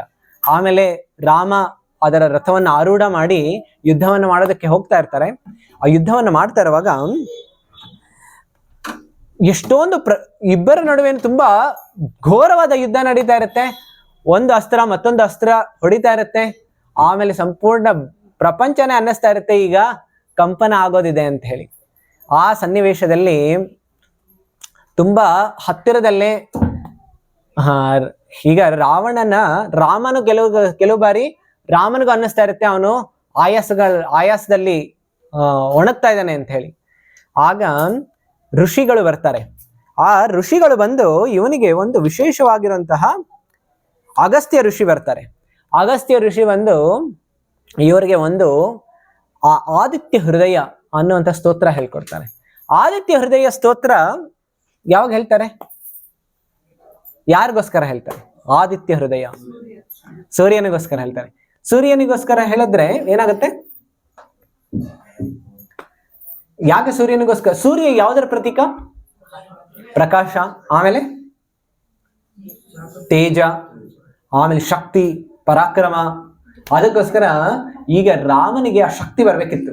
ಅದಕ್ಕೋಸ್ಕರ ಏನ್ ಹೇಳ್ತಾರೆ? ನೀವು ಈ ಆದಿತ್ಯ ಹೃದಯವನ್ನ ಹೇಳಿ ಅಂತ. ಆಗ ಅವರು ಆಚಮನನ್ನ ಮಾಡಿ ಸೂರ್ಯದೇವರಿಗೆ ಈ ಪ್ರಾರ್ಥನೆಯನ್ನ ಮಾಡ್ತಾ ಇರ್ತಾರೆ. ಸೂರ್ಯದೇವರಿಗೆ ಪ್ರಾರ್ಥನೆ ಅಂತ ಹೇಳಿದ್ರೆ ಇದು ಸೂರ್ಯನಾರಾಯಣನಿಗೆ. ಸೂರ್ಯನಾರಾಯಣ ಎಲ್ಲಿರ್ತಾರೆ?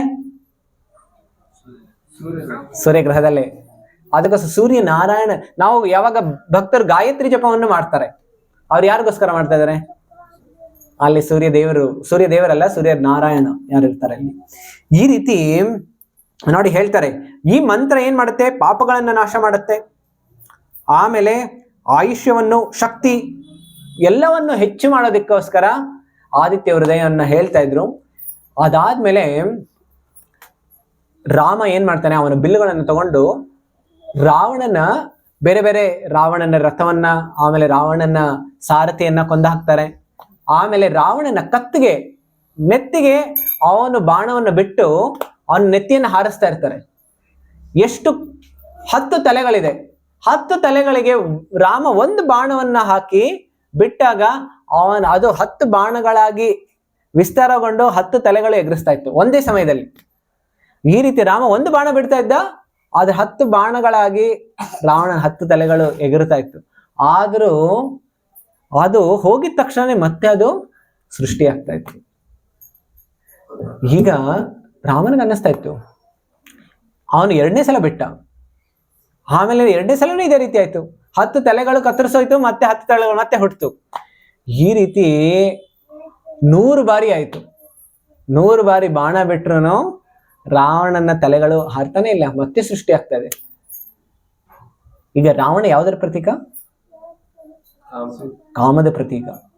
ಈಗ ಕೆಲವು ಬಾರಿ ಭಕ್ತರಿಗೂ ಅನ್ನಿಸ್ತಾ ಇರುತ್ತೆ, ನಾವು ಎಷ್ಟೊಂದು ಜಪ ಮಾಡ್ತಾ ಇದೀವಿ, ಆಧ್ಯಾತ್ಮಿಕ ಸಾಧನೆ ಮಾಡ್ತಾ ಇದೀವಿ, ಆದ್ರೆ ಈ ಅನರ್ಥಗಳು ಇದೆಯಲ್ಲ ಇದು ಹೋಗ್ತಾನೆ ಇಲ್ಲ, ಮತ್ತೆ ಮತ್ತೆ ಹುಟ್ಟುತ್ತಾ ಇದೆ. ನಾನು ಹೊಡಿತಾ ಇದ್ದೀನಿ ಆದ್ರೆ ಮತ್ತೆ ಹುಟ್ಟುತ್ತಾ ಇದೆ. ಯಾಕೆ ಈ ರೀತಿ ಹುಟ್ಟುತ್ತಾ ಇದೆ? ಈ ರೀತಿ ಎಷ್ಟೋ ಬಾರಿ ಪ್ರಶ್ನೆ ಬರುತ್ತೆ.